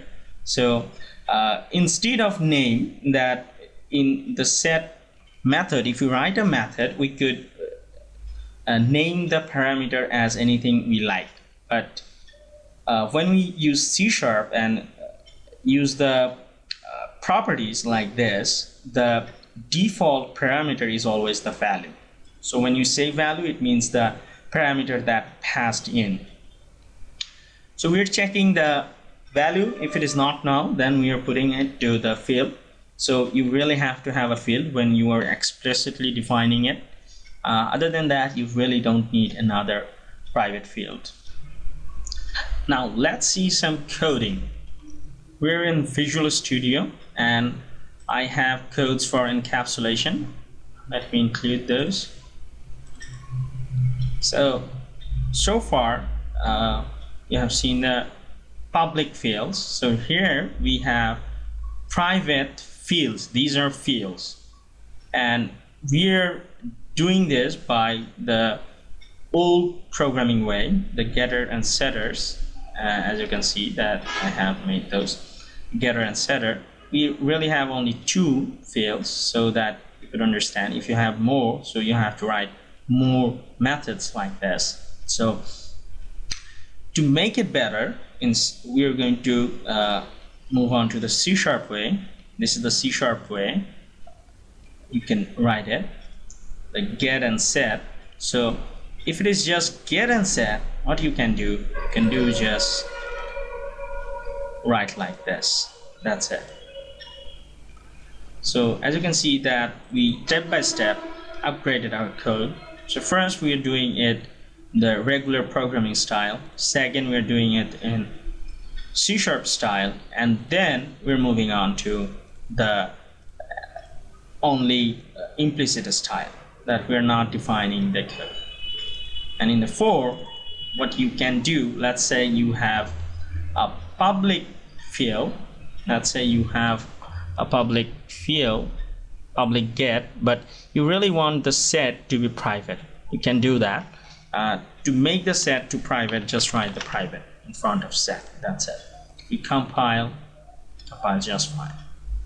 If you really want the get to be private, don't want it to be go outside, just write the private in front of it. That's it. Build works just fine. That's it.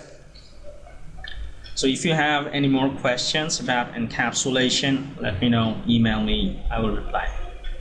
So let me go over very quick to the slides. Nowadays, modular approach is very common, and so far we have seen is a relationship, what we have seen in the person and student relationship. That was the is a relationship, and has a relationship is really said to be the modular approach. So when first NASA was making the space satellite, it was really very hard to put up that huge thing up in the space. So what they did is they break this satellite into smaller modular pieces so that it could be go up in the sky very easily, and then combine those and work with it. And each of the modules will be designed such a way so that if any of those are broken or chopped off, the rest of the modules will work just fine. So that's the modular concept. So if smaller things breaks in the system or changes in the system, it doesn't affect the whole system. The system remains the same. So let me give you another example that you see in the market. That's your motherboard. So your motherboard is really designed in such a way so that it works if some of the things are not there. So your motherboard is also required a processor, a RAM. That's it, and power supply, of course. But other than that, if you don't have a GPU, it will work just fine. But some of the motherboards really require a GPU, but in most cases, a motherboard doesn't require a GPU or additional RAMs. If you have one RAM, it just works fine. If you want to add many RAMs, you can add it as much as you like. So that's the modular approach. And you can also add your TV card to your motherboard so that you can watch TV and so on. So if you see the bike, we really want to make this bike based on modular approach. So what we really want to do is, as you have seen, that we have made these into pieces so that we could have the modular approach. So we want a part that's really contained with the tires so that we could add one or more than 2 tires, as you've seen in movies that they have cycles which has more than 2 tires and more than 2 seats, so that there could be 2 people could sit on the bike or cycle. So something like that we could design based on the modular approach. So you may have the idea that what we want, so we just break this into smaller pieces. You can see the images. So that's for the theory. So what we want to inherit the bike this case the bike, inherited from seat, handle, body, tire, pedal, chain, etc. But the problem is C# supports one class at a time inheritance. So you cannot inherit from multiple classes at once. Some language does support that, like C++, but Java and PHP and C# doesn't support that, or VB doesn't support that. So what can you do about it? The way that you can follow, if you really want to go with the class approach, that you make a class of chain, and then what you can do, you make a class of pedal which inherits from the chain, which is not very logical. If you really think that this should be separated, this shouldn't be, but for the sake of work, we're just assuming that that's how it's done. And then we have tire class, which inherits the pedal class. So inherits the pedal class, and then we have handle class, which inherits the tire class, and seat class inherits the handle class, and the body inherits the seat, and the bike inherits the body, and so on. So that's how we get the cycle. It seems like a modular approach because we break it into smaller pieces, but in the terms of modular approach, what we have talked earlier, that if the smaller piece is broken, the other things should work. But in this chain of command, if any of those are broken, the others will not work. So it's not really a modular approach. So what you can do is look for interfaces. So interfaces are the way to do the modular approach. So what is an interface? An interface is like contracts that you must implement in your code.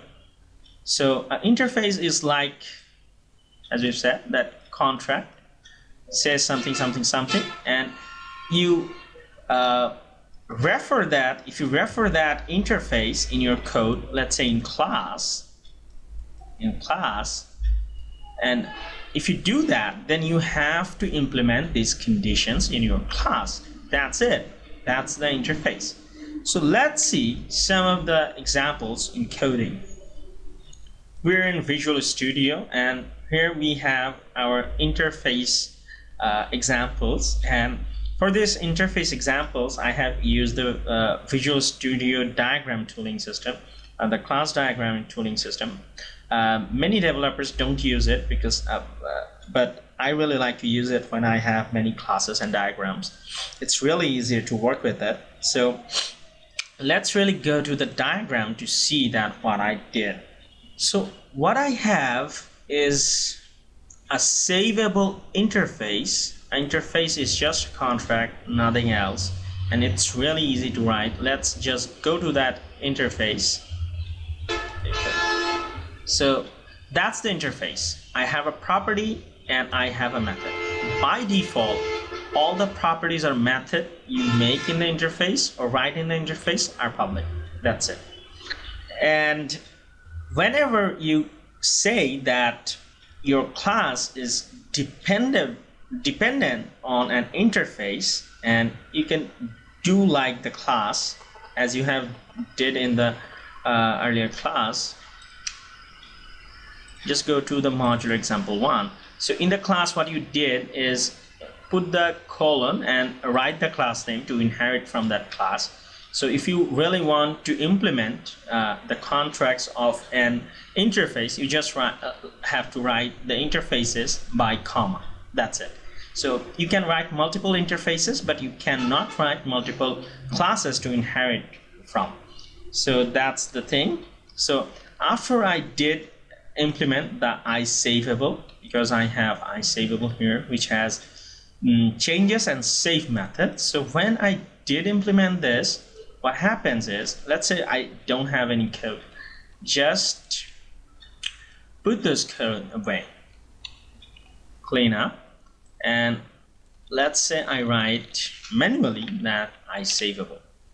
So when I write iSaveable, if I try to compile my code right now, I will get the errors that says that I didn't implement the changes property and save method. So I must have to implement this. So if you really want to implement, you could manually write the methods or go to the interface and then press Control and then dot. You will see that option comes up and says that implement interface isavable. Just put enter and you will see the methods that you have declared in the contracts will be written in your class. That's it. Now it's your job to implement those methods properly to work with your application. So that's how you can work with interface. So let's really copy paste our code. So I haven't done anything. I just made those regions. I just implemented those so that you understand that whenever I make a class dependable of an interface, it should be implemented. That's it. I really like to have regions in my code. So the easiest way to have to make more interfaces by the diagram tool. Let's help you make another one by diagram. Let's say I have modular example for class, and I really want to have an interface name test, and I want the properties or methods. So if you don't see this option here, the details, you can go to view and then others, then class details. You'll see this doc toolbox, and you can write the methods that you want to implement. Let's say test and example, two methods, and you can change the types from here. Let's say you want an int, an example, and if you really want to have parameters, let's say x is a decimal, something like that. If you want to add another parameter, so it's a double, so on. So to make it dependable, what you can do is you can click on it, toolbox, and just call it like this. Then the methods will already be implemented in your code. Just double click it, you'll see it. It's that easy to just use the diagram. So how to get the diagram? It's really easy. Go to add, new item, and go to class diagram. We have to find the class diagram, and add it to your project and design your classes with it. Let's really go over our modular example 2 to see that how I implemented or what I did different in it. So let's say you have a save method already exists in your class, and you want or you implemented a interface that also want to implement a save method. So how we are going to distinguish those two? The easy way to distinguish or do the right thing is explicitly write your interface, then the method name. That's it. And it's just a returning function. It's not a public function, but you could write a public function if you want. Oh, sorry. So if you make it public, you'll get a compilation error, because compiler will be confused that which function it will call. But inside the class, you can have two same name function. One is private, one is public, by using interfaces only. That's it. And you don't have to make the parameters different. You can have it. It will compile just fine. That's it. And another thing about the interfaces, even though that the interface was designed to make sure that you implemented the contracts, So sometimes you will change the previous contracts, but the best way to do, let's say that I really want to add a new method to this iSaveable. Let's say that I want to add, let's say that void new method. So what will happen that it will break all the codes around the whole application. So that's we don't want. So if you now build it, so it will complain that most of the classes doesn't implement this new method. So that's a problem. That's really opposite of what we are trying to do. We're trying to make that if smaller thing breaks, the system will work just fine. To solve this problem, what you can do is write a new interface and then implement or inherit your class from that interface again. So what I really meant to say is, let's say that you want to make that new method to append in your modular example 2. So rather than writing it into the iSaveable, you write a new method and interface, and interfaces starts with I, capital I. That's the C# convention. Let's say a new interface, that's it. And write our method, the new method.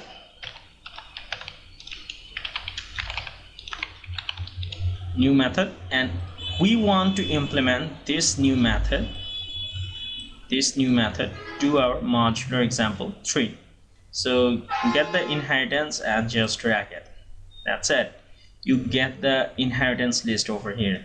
So if I just go to the code details, I'll see that new method is implemented, but my other code didn't break. So that's really important. So let's go to our slides and go over very quickly. So far we have seen destructors. So iDisposable is another example of interface and destructor that really works better than the class destructor. What is this? Let's really go to the coding and let's see that we are in Visual Studio. So let's see some coding. I am assuming that you have seen in many places that using keyword, or if you haven't seen it, you're going to learn it. So what the using keyword does is you create an object, like say that person, new person, and you want that person to be destroyed after this execution. So using means destroy the person object or keep the person object inside this block of code. Keep the person object lifecycle inside this block of code. This is the using means. So you can use this keyword if you have an implementation of iDisposable in your class. That's it. That's when the iDisposable is needed, really. So if you really go to this interfaces, you will see that there is a class, destructor class with iDisposable. So when you really implement the iDisposable method, iDisposable interface, you really have to implement a method called dispose. So a dispose method does is it calls as soon as the using block is done. So let's see some example. Oh, certainly do something here. Right line lower. That's it. So let's run our project. We'll see that class is created. It's from that destructor. We have class is created console write line, and then we are printing the capacity like the previous, and then the dispose method is called, and then the hello world is called. So if you really go to the method, class is created, capacity is printed, and then as you can see that the destructor was never called. The destructor will call if we set this to null and if we call the garbage collector in. So as you can see that it's a very advanced and very quick way to dispose your classes. So let's go to the slides again. So far we have seen adding a new method to break our existing code, so we have to make another interface to make it more modular. So that's really very important point. Now we're at the fifth step of object-oriented programming, which is polymorphism. And there are really various definitions of polymorphism, and many websites defines it differently. I simplified it this way. Polymorphism means same thing in different kinds. So to simplify that, let's say you have a toy. Let's say you have a toy and it's just a toy. And it's the same toy you can buy in red, green and blue color. That's it, the three different flavors. That's polymorphism. That's the real life example. So let's see how to implement polymorphism in your code. So when people ask in interview question that what is polymorphism, you can say that same thing in different kind, and then say the programmatic way or the programmatic definition that how you can implement the polymorphism in your code. The way is inherit your class from a base class. That's the first step. The second step is override a method from a base class. So you have to override. We haven't seen override yet, but we're going to see it right now. So override a method from your base class. In C++ or C#, you have to mark the method as virtual. But in Java, you don't have to do this. So keep in mind access modifiers, because these are going to be problematic if you don't remember. And this is how you implement the polymorphism. So keep in mind the access modifiers. We're not going to go over those again. To keep you in mind that access modifier is a big factor in this polymorphism. Let's see an example. Let's say you have an animal class, and animal have some properties that we don't want to see. Let's say they have some common properties, and they have a method called talk. So when we call the method, let's assume that the print method actually console.writeLine, and it's actually printing that generic Nemo talking. That's it. So as you have seen in the earlier examples, inheritance, that you can inherit from person to student and person to teacher, and we're going to do the same thing here. So what we're going to do is we are going to inherit the animal class, we're going to inherit the dog class from animal. But we really want to change the talk behavior, because dog really talks differently. They bark, and it will be really illogical to have the generic animal talking. We can have that, but let's really assume that we have a different class, the different class which really represents a different object. So from the animal we are defining the dog. So to implement the dog, we really need something different in the talk method. To make that talk method different, we really need to override that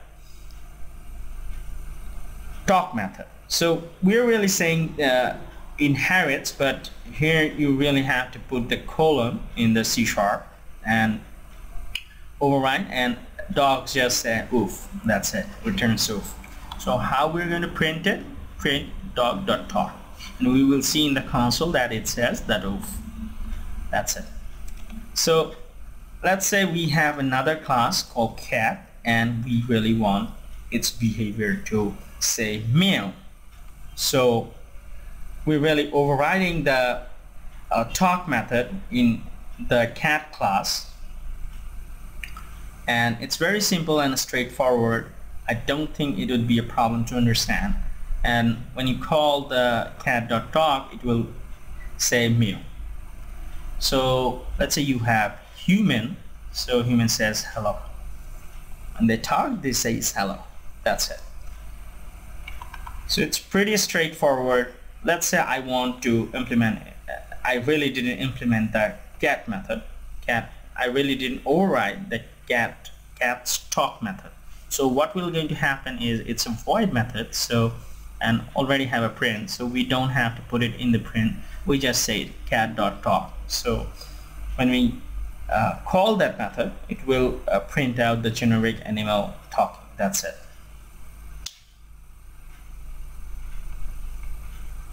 So let's see some of those in coding. I'm in Visual Studio and I have examples for polymorphism. Let's include this. So for this polymorphism, I have introduced the new person class with person poly. It's not really different, but it has virtual keyword in front of the walk method.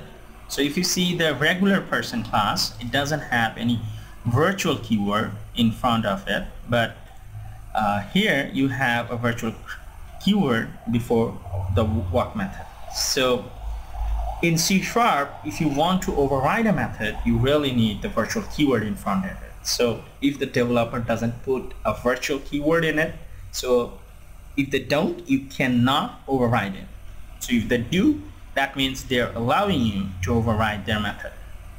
So if they don't have that override, you could still modify it by the extension method. Remember the extension method I showed you? It was specially designed to solve this kind of problem. So now if I really want to implement this walk method, if I go to my polymorphism 1 example, you can see that polymorphism 1 inherits from person poly, and it's just a simple constructor, and here I'm overriding the method walk. And in the walk, it will say that the first name, the base.firstname, as we've seen that base and these means. So base.firstname is walking from polymorphism 1 class. So I think I have an example of it. Let's see. Okay, here is an example of polymorphism. I just created the first polymorphism 1 class, poly, and then ask it to walk. And if you really go to the default walk method, it said that the first name is walking. That's it. But if it's really overridden, then the method should look like this, that the first name is walking from polymorphism 1 class. So if you're really successful with overriding the method, the walk method will display that it is from polymorphism 1 class. And then we're changing it, and then again say poly.walk, and then we are having the polymorphism 3 class. Let's go to that 2. Let's see that what we did in 2. So in 2, what we're doing is calling the base method. So the base method is actually the method here is walking. So if you call this walk, it will print, it will first print this, that the Alice, if the first name is Alice, Alice is walking. And second, it will print that Alice is walking from polymorphism 2 class. That's it. And if you go to the polymorphism 3 example, you'll see that it only says that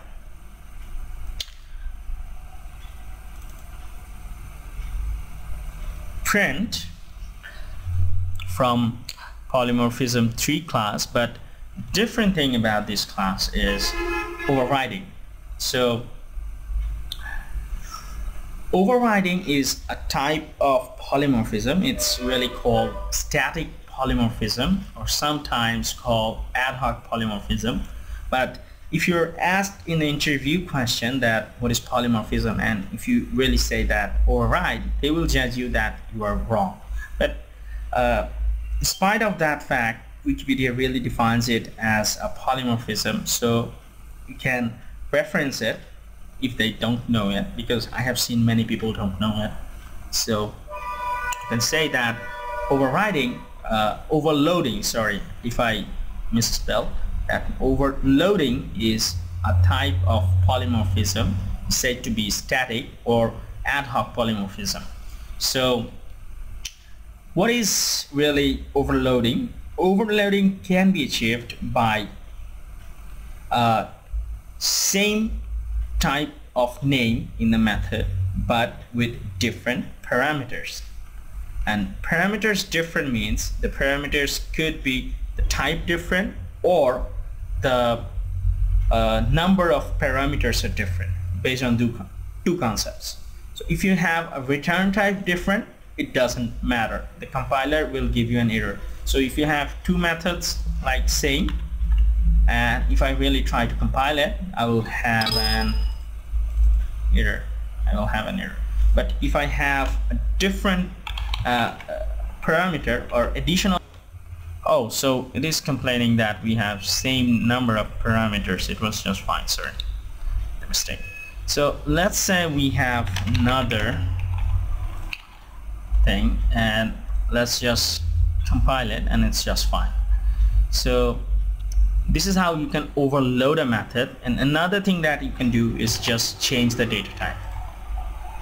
It will give you an error, so just comment out and then build and it's just fine. This is called overloading. These two ways you can overload a method, and overload is said to be static polymorphism or ad hoc polymorphism.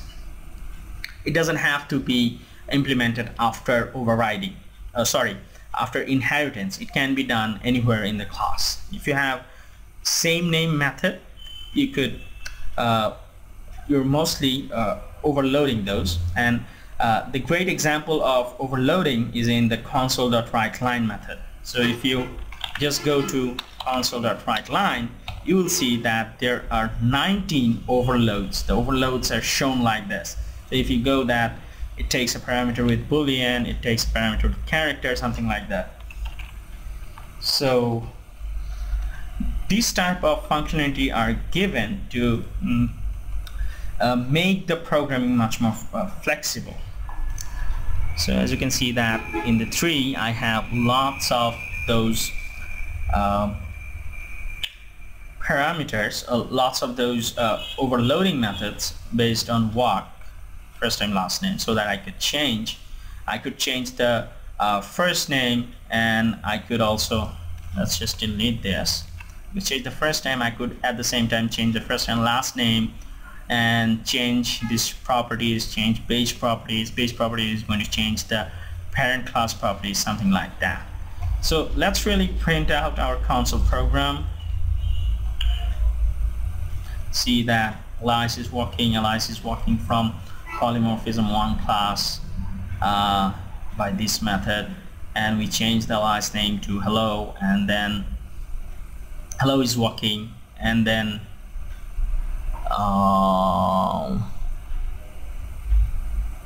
walking from polymorphism 1 class. Yeah, hello is walking from polymorphism 1 class. So far that's correct. So after that we are creating the polymorphism 3 class, where we are calling the base class of we are just calling the, let's just go over quick. Just go to this. If you can go to any method by stepping into the method and press F12. That's it. You will go to the definition of the method. So here you can see that I have comment out the base.walk. So if we had base.walk, what will happen is we will have Alice is walking again, and then Alice is walking from polymorphism 3 class, and then we have also changed it to hello, and then call the walk. It will do the same thing, and then we change the properties, these first, these last, base first, base last, and then console print out the first name. The first name will be this name that we have changed, if you see that this first, so poly first name would be this first. As you can see, that this means the upper class that you are seeing, and rest of are very easy. If you have any question, because it's very complicated if you don't spend some time, so I suggest you to download the code and spend some time in it and try to understand. It's very simple, but if you really watch the video, it will be complicated, because some of the things I feel complicated right now, because I have to go through the code and really understand that what it's doing. So really download the code and go through the code. It's really easy, but you have to spend some little more time in it. That's it. Let's go to our slides. So we haven't done the toString method, overloading the toString method. So with every object you will get the few methods that are tied with the object class. In C#, everything is derived from the object class. So object class has few methods, toString, equals, something like that, a few methods. So these methods are common to every primitive type and every object in C#. Whatever you make, whatever class you make, that will be there. So the toString method is very common. Let's say you have a number and you want to make it toString, and you just use the toString method. That's it. So let's say you have defined a new class and you use the toString method, and then you will see the name of the class and with the namespace. So if you really want to change that toString method to behave differently, you can just override it, and that could be your assignment to try it out. It's very simple. So method overloading, we have talked in the coding that it's ad hoc polymorphism, or say to be static polymorphism. It's very simple to do. Calling by base class, we have seen it, and static modifiers, you can check out the links. Generics were released with .NET Framework 2.0 around 2005. Generics is released to solve special kind of problem. And if you know C++, templating, it is similar but not the same thing. And in this session we're going to talk about very basics of generics. We're not going to go very deep into it, and the reason behind I'm talking about generics is because it is a type of polymorphism. It's known as parametric polymorphism. So let's see some of those in coding. I'm in Visual Studio and I have an example called vector. If you have ever done any C++ programming, you'll know that there is a data type called vector, which implements the array and abstract the way that abstracts the limitations of array and give better functionalities. So we have the same thing in C#. It's called the list. So I made a new data type called vector, and I really didn't go through the underlying coding, the complexity. I just make the list to work behind the scene. That's it. I just use it to prove or show you the generics. That's it, nothing else. So that's why I make the simple code. So whenever in C# you'll see these angle brackets, you have to understand that this is the generics. That's it. And the thing that put into the angle brackets are the data type. The data type that you put, the system will be look like that. The object or class will be look like that. So here I have the list or the vector only for integers. So whenever I create this vector, I will have only the integer numbers to add in the list. That's it. I have the add capabilities. I just call the add function, and in the constructors I really make the capacity to 100, and you can change it by explicitly saying the capacity in the constructor. And it's really very straightforward code. I also have a new additional method called print all. It will print all the list items in the console, and you can get any positioned item and you see that it works like an array. To have this third bracket working in my class, I have to overload the operators, but I was really very lazy at this point, and just go over very quick. I'm in my main program and I may have an example. Okay, this is my vector class that I have created with 200 capacity, means 200 items are already created in the array as null, and then I'm adding the items to the array and printing off. That's simple, that's it. So let's really print it. 23, 123, and hello world is the print statement. So let's really minimize that. Print off. So the problem is you cannot add a string to this class. If you do this, you will have an error. To solve this problem, the generics are introduced. So we have also a generic class for this vector type, and as you can see that in the previous example I have used the int, and here I'm saying t, and the t came from the template name that I have defined after the class name. So to make a class generic, what you can do that put your cursor after the class name and use the angle bracket and then name of the template that you want to use as generic. And if you have more than one template, write it with comma more. That's it. So if we really want to replace that t, just put this name template and it will work just fine. So and in most example you are going to see the t because that's really very common, and try to use the common names because it will be helpful, and that's it. It's not very a rocket science. So whenever someone creates your class, they're going to put the data type in between those angle brackets, and you're going to have the benefit, or they're going to have the benefit of generics.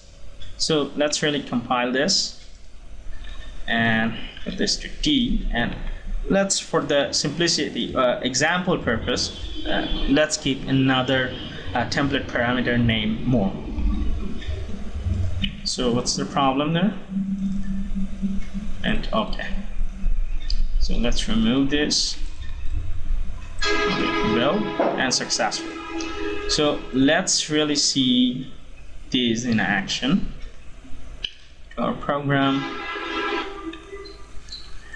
Here is my generic class. Previously it has only one generic parameter, but now I have used another generic parameter which is more, which is no use in the class. As you can see, when I comma, I will see the parameter name and I will see that int.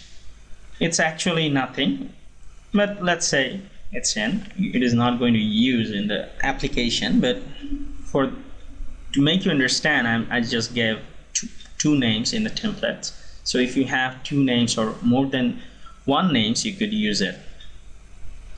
So here I'm adding the string because I'm taking the string template. If I take the floating template, then I could do it with floating numbers as well. So if I print it, run it, it just prints the things that I put in the list. That's it. That's simple. So let's go get over to the code slides, and so I'm in the slides. So let's get over this very quick. So why generics? If you are a C# programmer, and I have talked very recently that every type in C# is implemented or inherited from the object class, even the primitive types. So why need generics? We could just write the object. That's it. And the generics comes for the performance impacts.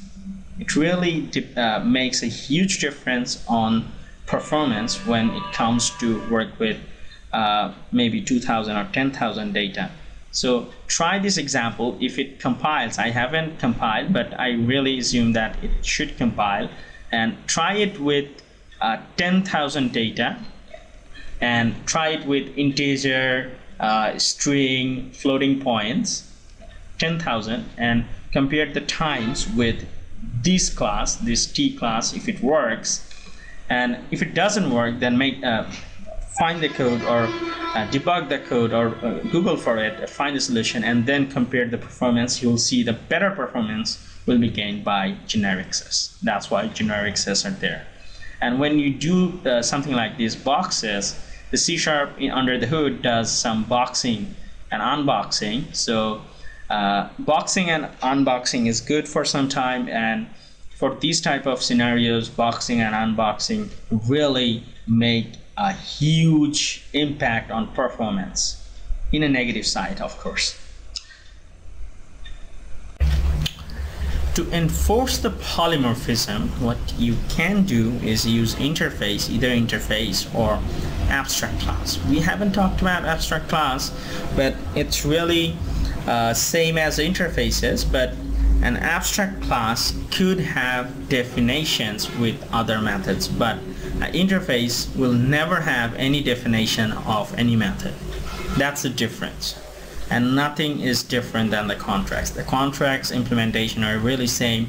If you don't implement the abstract class contracts, you will get an error in the compile time.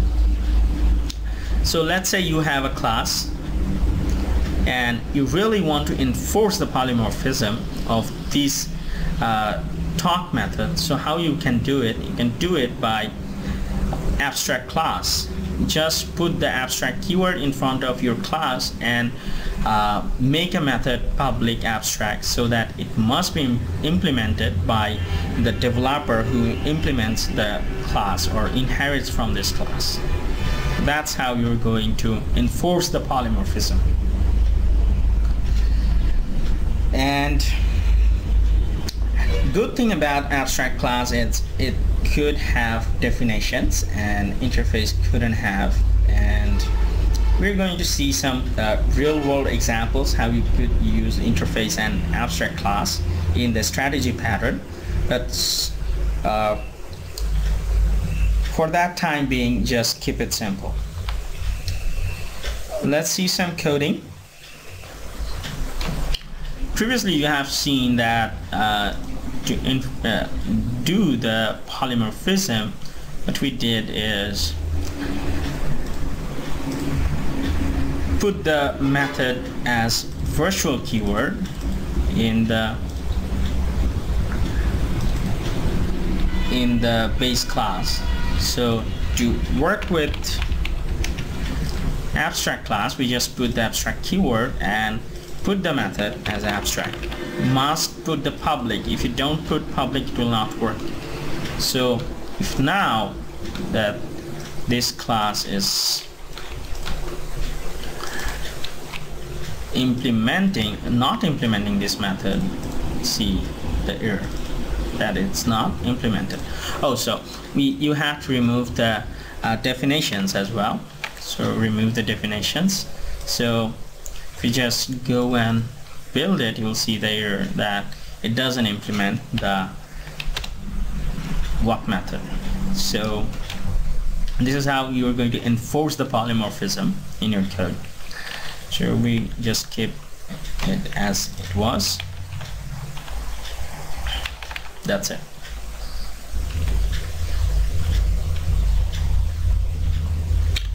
So abstract class versus interface, it's a very interesting thing, and you should know those. These are very important. So abstract class can implement or share common implementation, but on the other hand, interface couldn't have any implementation. It will only keep properties and the method names. That's it. And single inheritance supported only. That's really downside of abstract method. And a class can inherit multiple classes. It's really upside for the interfaces, and members can have different access modifiers, and this is also an upside that all the members could be different. All the members shouldn't have to have the same modifier as public. You could have some hidden layers, and you in the interface you really have to have all the members as public. It's really a downside. So may contain constructor, destructor, public properties, functions, and so on. Contracts will be the abstract methods, and for VB it is must inherit, if I'm not wrong, because I have done VB very long time ago. So the abstract, instead of the abstract, if you're doing VB coding, put the must inherit keyword. That's it. And may only contain properties and functions, contracts. That's it, nothing more. But it can also hold implementation of functions rather than just the contracts. So these are the upsides and downsides. Now we're going to talk about the strategy pattern, and it is going to be a very good example for what you have learned throughout this session. And why we need this: over the years I have seen a lot of hardcore developers overuse or overdo inheritance. So what happens is eventually they will end up with a very inflexible system which is very hard to modify, even though they implemented all the OOP concept, but they design the system in such a way, or easier relationship, they follow easier relationship that much hard way, so that the system becomes so inflexible that it becomes very hard to modify. Or if you change in one place, the system breaks. The whole system breaks. That's a really problem. That's really against our modular approach. So let's see an example of BERT simulator to address some problems. So let's say we have a BERT simulator, abstract class. The abstract class is named as abstract BART. That's it. So the class has some properties like the color of the board or how it speaks, something like that, and have some properties like display method. The display method should be unique for every board, that how they display, and the fly method should be void, and it will print that they are flying or not flying, and speak method should be how they are speaking. That's it. So we're really interested in the display method, but let's see that how it goes, how the design goes. So let's say that I want to implement a parrot BART class from the BART abstract class. So what I did is made a concrete parrot class from the abstract class, and then write the display method, and when I print the display method I see the parrot object. So let's say I have another bird which is penguin, and I inherit it from bird, and when I display it I see the penguin. But penguins have a special ability that they cannot fly, but they can swim. So they have special ability they can swim, but they cannot fly. So I'm really making the fly method to private, and we really have to write these speak methods differently because all of the birds speak differently. Let's say we have ostrich, and same thing, display method we have to write ostrich do not fly, so we are changing the fly method somehow, and changing the speak method as well. So let's say we have a rubber bird, and rubber bird don't fly, don't speak, display as a rubber bird. That's it. So what you have seen in this example. You have seen that many places I have to private fly. So instead of private fly, if there is a complexity in the method, I really have to overdo all of these methods in every places. As you can see that in most places I have to rewrite the 3 methods at all, because we have the 2 different kinds of bird. So assume that here we're talking about bird, but in a business application you are going to have different kinds of object. Bird have some similarities, but in a business application you have very less similarities. So what is going to happen is you are end up writing the every code or every function again and again. So it's a really bad solution. So let's see our observation.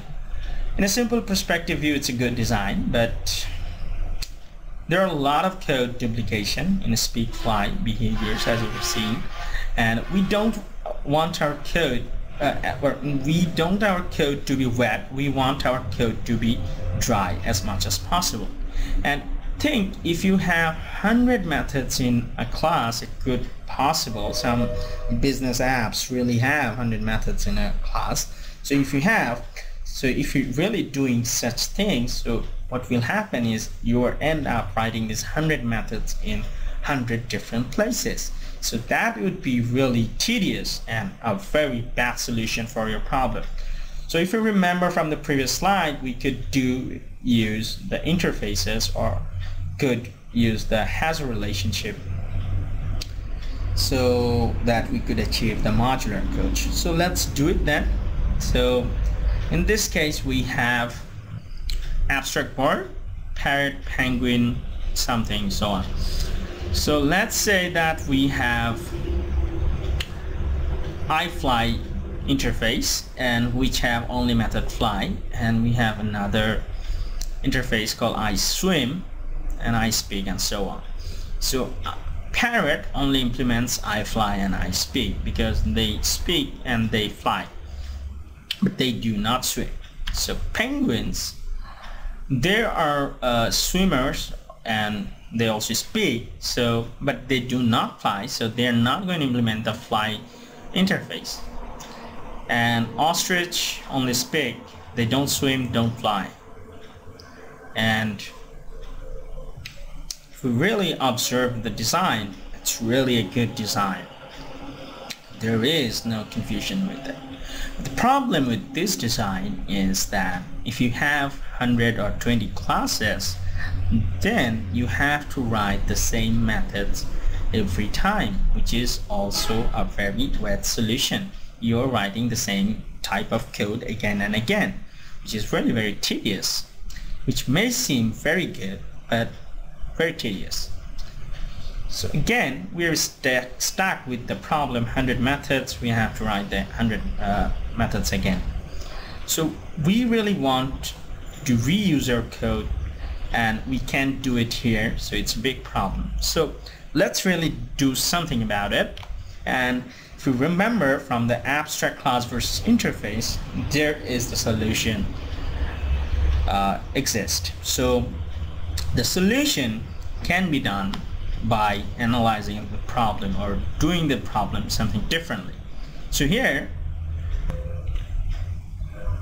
what we are doing is, in the properties we are saying that abstract class should also have iFly behavior, iSwim behavior, or speak behavior as well. And we have these 3 methods. So if you have a real-world application, you would have the relative methods for that application, and we have an abstract method called display. So what we're going to do is we're going to make the interfaces again, but this time, rather than just to have the interfaces, we are going to implement classes from this interface. So we have a fly behavior, so which implements this interface iFly and implements the fly method, and we also have no fly behavior, which will say that the bird cannot fly. So it's implemented. So if you have 10 different type of fly behaviors, just write the 10 different type of fly behavior. It's really will be odd if you have 100 types of fly behavior.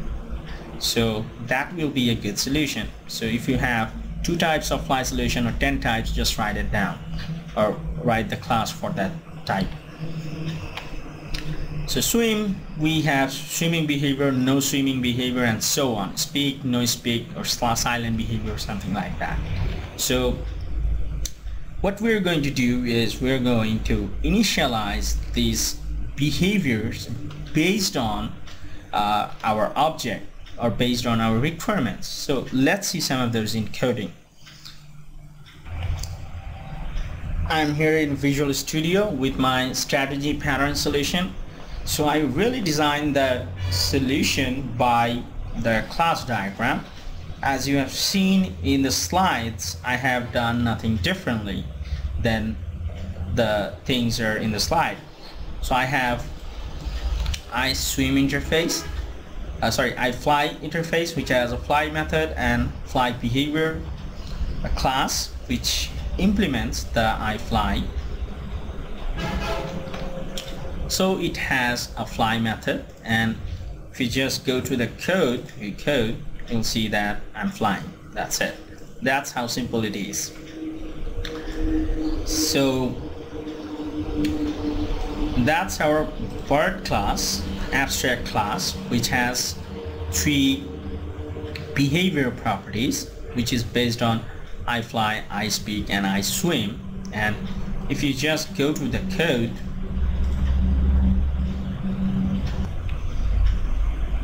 here in the abstract class, I just implemented these 3 interfaces, and I really have 3 properties, public properties, with iSpeak, iFly, and iSwim, and I really have a constructor, an explicit constructor, which really required to specify those 3 things.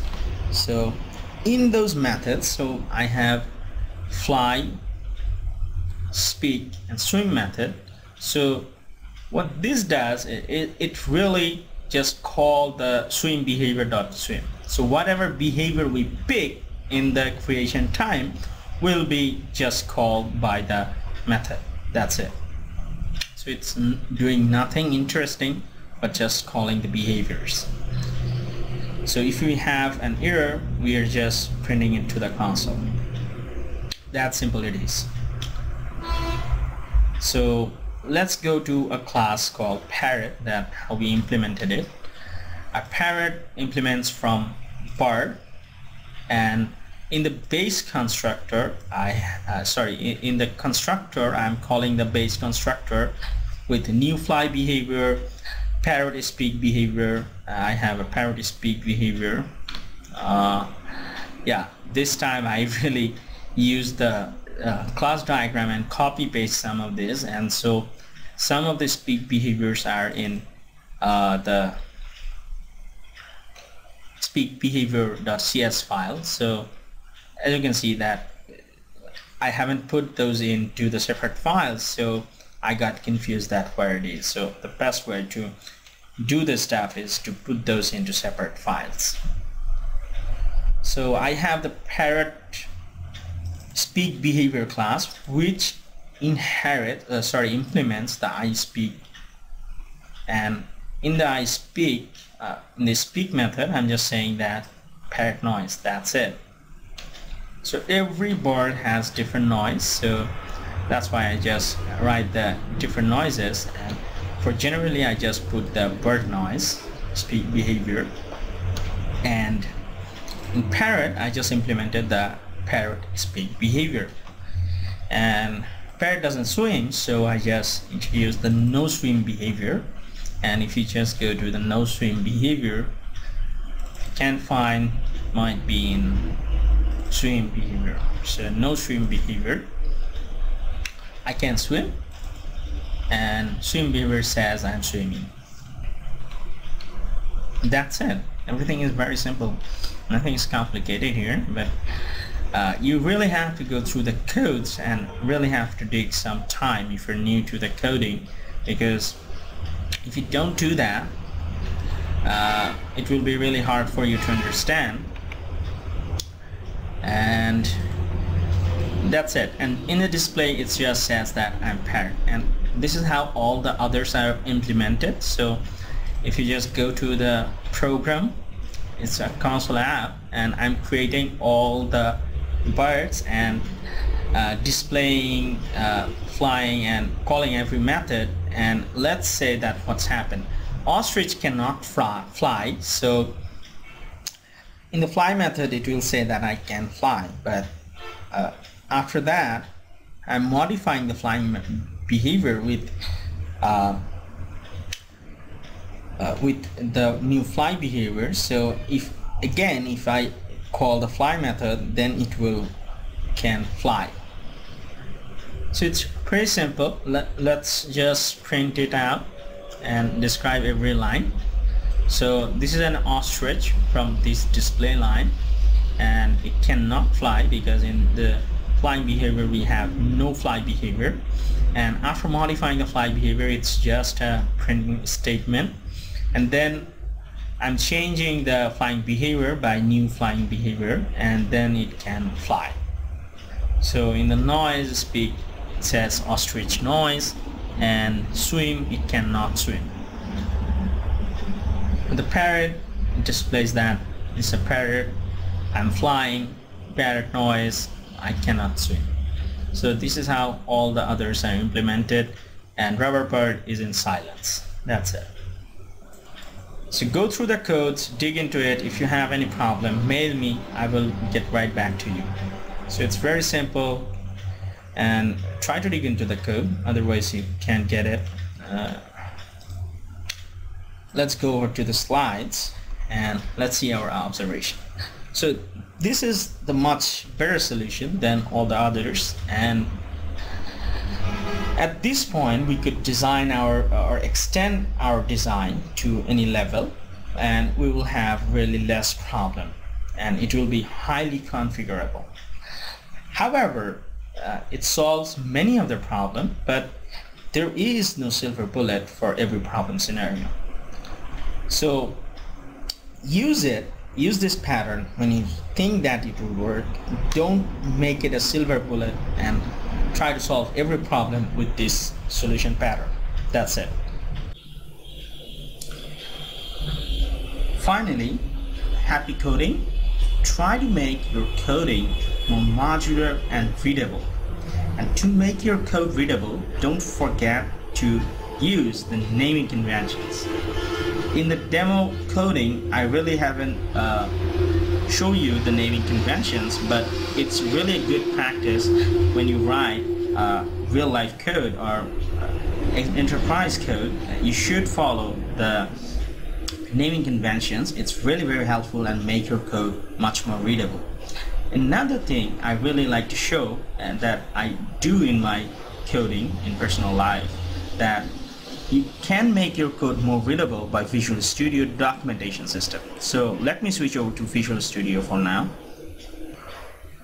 So I'm in Visual Studio.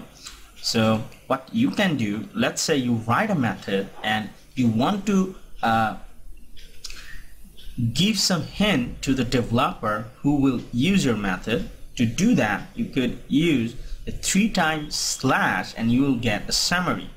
So let's say you have a method, let's say it has a string param, let's say a string param, and if you do the third / you'll get a summary session. So let's say it's a method, just for simple, and it's a param.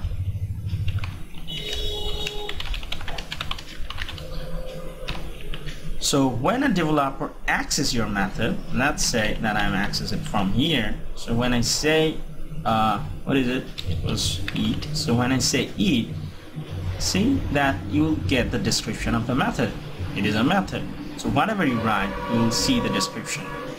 So it is really helpful for other developers who will use your framework or assembly in their development life. So make your code much more readable by these documentations. And you can also manage your documentations by the class diagram that I have shown earlier. So in this method, when you try to access the parameter, you'll see the detail of the parameter. It's really very helpful. And if we go to our class diagram design, here you can also write much more details. If you go to the properties, you will see that there are summary, remarks, and many things. The things that I write in short in the code, you could write it from here as well. And finally, do not use inheritance where you don't need it, because I have seen many developers, many hardcore developers who really do overuse their inheritance, and the system become inflexible. So keep in mind that where I use the inheritance, that where I was copying the data and where I really need to make the code more dry, and think of the inheritance as logic. So if you have any logic to make the code inheritance or use the inheritance, do it. But if you don't have any logic, don't do it. And don't try to make all the solution as a strategy pattern, or try to solve all the problems with modular approach. These all solutions are for specific purpose. Unless you need it, don't use it. But always try to organize your code with classes and regions. It is much more readable and better. And if you have any questions, mail me. So thank you for watching this video and session. And to mail me, mail on this address, Kareem@developersorganism.com, and you guys can Google me and find my blog. I have a blog, and I'm from Developers Organism. We make products for developers, and we're very creative to have 8 to 5 time. We work remotely, so you can join us, and you can find us at Facebook. Our site is currently under construction. It will be done very soon. So if you really want to join our project, you have to see the first intro video. Here we have given the email address for joining the project, and that's it. Thank you.